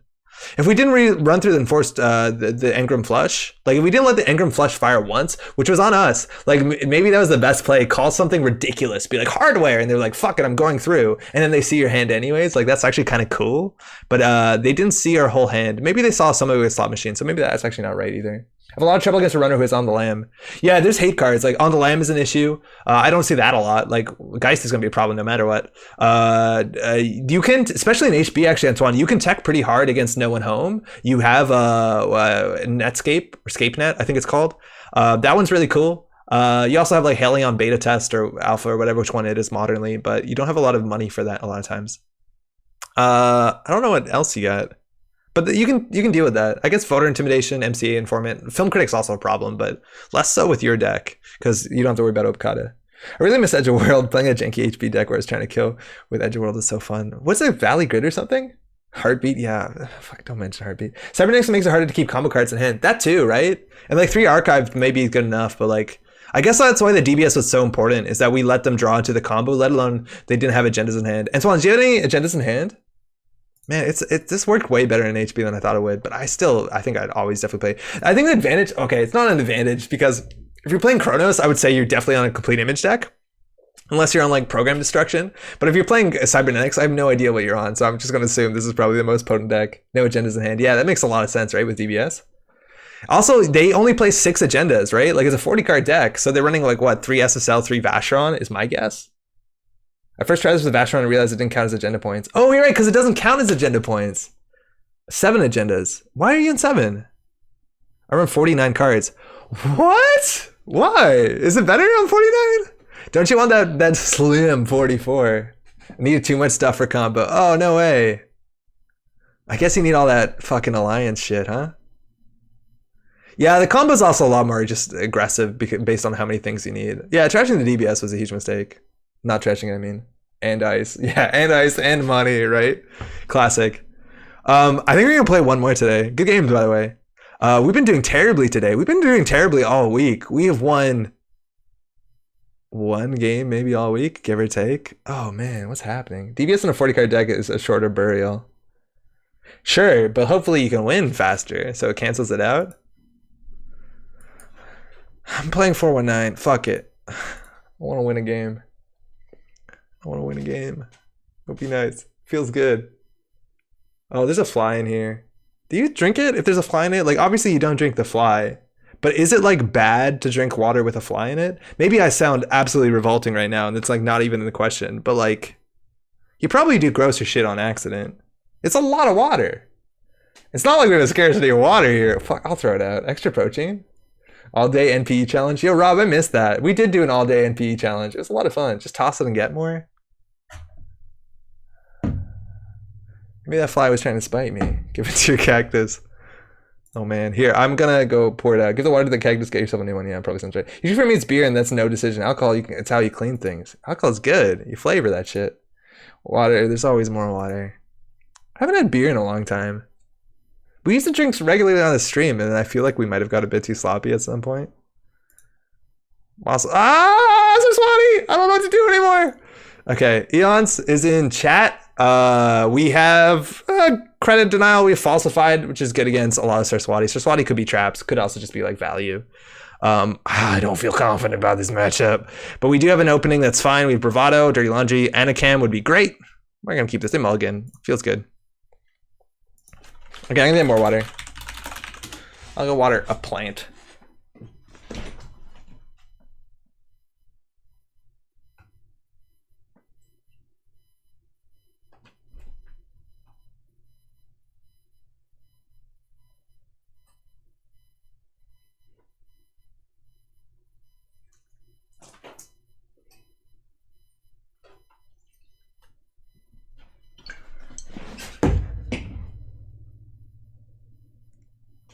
Didn't get rid of all of it. Psychic Field Mind Game, every install, they can fucking put an advancement on Psychic Field. We can't see it coming.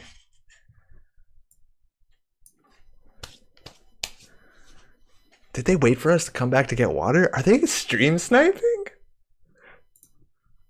Hedge fund, draw a card. That means if they install a card, we can put some pressure out on them. We have to worry about if they can deal with an Amakua. Not sure what that would be. Maybe Swordsman, that'd be cool. We've also seen a fair bit of like fucking macrophage decks in Sarswati, just because they can deal with cyber decks relatively well. We'll draw once into a Corporate Corroder is good. It's a good card. Let's just try and see what their deck is about. If we lose our Corroder to a Snare here, we'll cry a bit. Lacoste are good. Okay, so that means it's less likely a trap deck. I think we trashed the Lacosta. They're in chat. Yeah, I know they are. Don't be a coward. Turn on the auto forward now. I don't like it. I like to remember what's going on. Like, you know how much shit we miss when we don't do that? Oh, that's good. We miss so much shit. I'll install the Corroder, whatever. Wreck this guy, you deserve a win. Thank you, Lamil. Good night, everyone. Hey, take care. Hopefully you're feeling better. I'm gonna take myself off to make some dinner, catch the rest of the bot. Cheers. All right, so going in on the Stargate feels a bit dodgy. We wanted the Boomerang for the remote because we can always do falsified, whatever. So here we died to Psychic, right? Psychic Neural. It's Lacosta, of course. Of course it's Lacosta. And I don't know if we want to falsify it. I'd rather falsify a card that they put a token on. So the question is, do we call upgrade, agenda, or acid once they like Sarswati some shit into this shit? Yeah, okay. I think worst case is an agenda.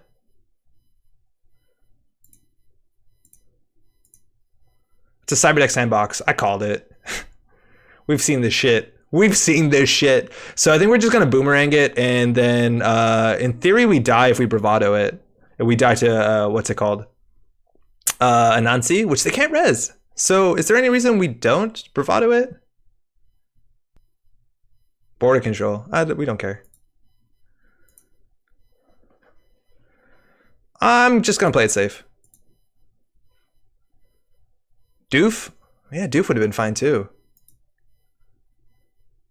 Oh yeah, maybe the Doof was a lot better. Yeah, the Doof was way better. You're totally right. Yeah, then we get in. Oh, at least we get this agenda. We can trash Lacosta too. That's huge. Obviously they're on macrophage and shit. We should have bravadoed that. Yeah, I think you're all right. I think the Doof was way better than that. This is what happens when you get dehydrated. Draw a card. We gotta keep our same card hand size as them, right? So the Amaku is going to be a bit dodgy in a deck that's definitely running Cyberdeck's Fire Suite, so we're not going to try and depend on that as much as possible. And playing the Stargate here is kind of terrible. Like, we want to get a pad tap. We want to get something that gets us money, like a gamble, another Dirty Laundry, just because going down to 0, there's so few plays we have. Yeah, what is that? Macrophage? We have Link. Oh, okay. Fine. Fine. Let's get some money. Let's get some money. Do we Dirty Laundry Archives? It might actually be good enough. And we could probably... Do we just fucking Bravado HQ?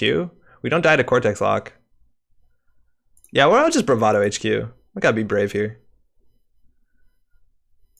We don't have to get through the ice. And this forces them to res, and their economy seems a bit dodgy. They haven't played no eco... Oh, they played a hedge fund. They can't res DNA Tracker, which is one of the worst hits. At least we don't have... Oh, wow. Oh, that worked out. That worked out a bit.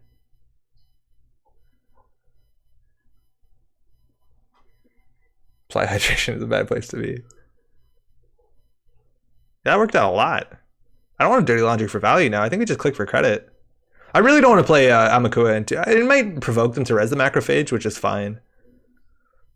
But I don't want to like rely on this thing. Ugh, they don't have money. It's hard for them to not expose. We could also just... Oh no, we can't doof here. I'll just take a credit. Selling the turning wheel is also fine too. Maybe it makes more sense to do that before you Bravado, but at least then we had the time to clear tag if we took a thing. Okay, now they have the money. So now we want to just set up. At least we're in control in terms of ahead of the game. Bagalter's good. Having some more e-combo good. So Corporate Grant, Bagalter, just install something once a turn. Now we have breakers. Our code gate is Amina, which is a bit much, but it deals with a lot of their stuff relatively well, as much as we need that upfront econ. So we just want to install one thing a turn to make sure that we keep their money down with Corporate Grant. Yeah, that's kind of the game plan here. Yeah, okay. Psychic Field us. We can't die to Neural. We didn't run. We still have a Boomerang here too. It just seems meaningful. They are multiple Lacosta. Lacosta also definitely means, especially with Sarswati, NGO front's a bit clumsier, but it definitely means as well Biovault, which is scary with Doof. Trash is a card. Okay, so that Boomerang is going to be jettisoned. And they advanced it. They prevented it. So I think we can just do Doof Run. Oh, wow. All right, so we definitely do Doof Run. I think we do Archive, Dirty Laundry Doof Run. Because they played Hyobu, so now we have to play a side game, which means if they don't have money, it's pretty good for us. They have to threaten to both res the ice and res HQ ice. So we could install something, put them down to 9, Doof Run, and then if they... this is kind of hard. We could Dirty Laundry to make sure we have more money, so we just can't break code gates. I think we Dirty Laundry Doof Run, because even if they score it, it's not good for them. Cyberdecks, they get a Purge. We'll try Archives.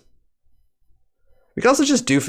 we don't have enough money to access. Here, a Breach Dome could be bad, because we could lose either of these. Thimble Rig. Wow, Thimble Rig? I guess I'm dealing with Amakua, but that's a really good card right now. So we'll Doof here. We have 7, so we can deal with a lot of sentries and barriers. We can't obviously deal with code gates, so Thimble Rig here could be a bit messy. And we spent 2 clicks on this. Like it's a lot of our turn. The other option was not to Dirty Laundry and just hope that 5 credits was enough or 4 credits was enough to break something, which is a bit dicey. I think this is like 5 to deal with. I guess if they res on the Nancy, it's bad for them anyways, because then we can just run server 1. So yeah, maybe we didn't need a Laundry here. So now with 5 credits, they need to res the ice and or play the side game and score their agenda. So we'll just try this here. I'm glad you didn't Doof turn 1. They'd have the sandbox scored. Oh really? Did we fuck it up? All right, so we got to play a side game here. So we just want to spend little money, I think. It also turns off a current, which is impactful. All right, Hyobu. This could be huge. This could be arguably not game winning. We can't steal Obokata, but it's unlikely to be an Obokata. If we spend 1, they can still score. If we spend 2, they can still score. So it's kind of random. I just want them to spend money. Oh, wow. Oh, my God. This is going okay for us. Oof. Doof. Make yourself laugh. That's all that's important. All right, so we're definitely on a game point. We still have the grant up. Savage, yeah, a bit, huh? We just wanted them to spend money, right? Like if that wasn't a sandbox, if they score it, they're on 1 credit, and then they're locked with corporate grant. Like this is so hard. Like they can't keep. It's a Biovault. I think we just run that. We just run and trash that shit. You don't let them get a Biovault. I guess you still Stargate and go ham. I think you're right. But we want to install something. Yeah, so I think we just install Stargate Go Ham. We could probably win. We probably didn't have to trash about, oh, it's a wraparound. Great, now they have less money. I'll still do it. So this is 2 credits, so we just install this. With 2, they can res maybe what's it called? Either a thimble rig. We have 5. It's a crick. Ah, obnoxious. It undoes everything. Lol. So they can bring back their Biovault? Fine, they still have to advance it. They can bring back a thimble rig, which is probably the best here, actually. Well, Costa they can't really afford. It's a Biovault. Oh, they have to pay to expose it! We get Amakua down. We can just grind him and get counters off the crick. It's so good. So at least they have to advance that. Place ice and continue. And we could win right here. Vulnerability audit. Yeah, I think that's an agenda. Oh, that's so rough. Ah, GG. That's rough. Ah, good game. Sorry about that. That's everything else. That's rough. Sorry about that.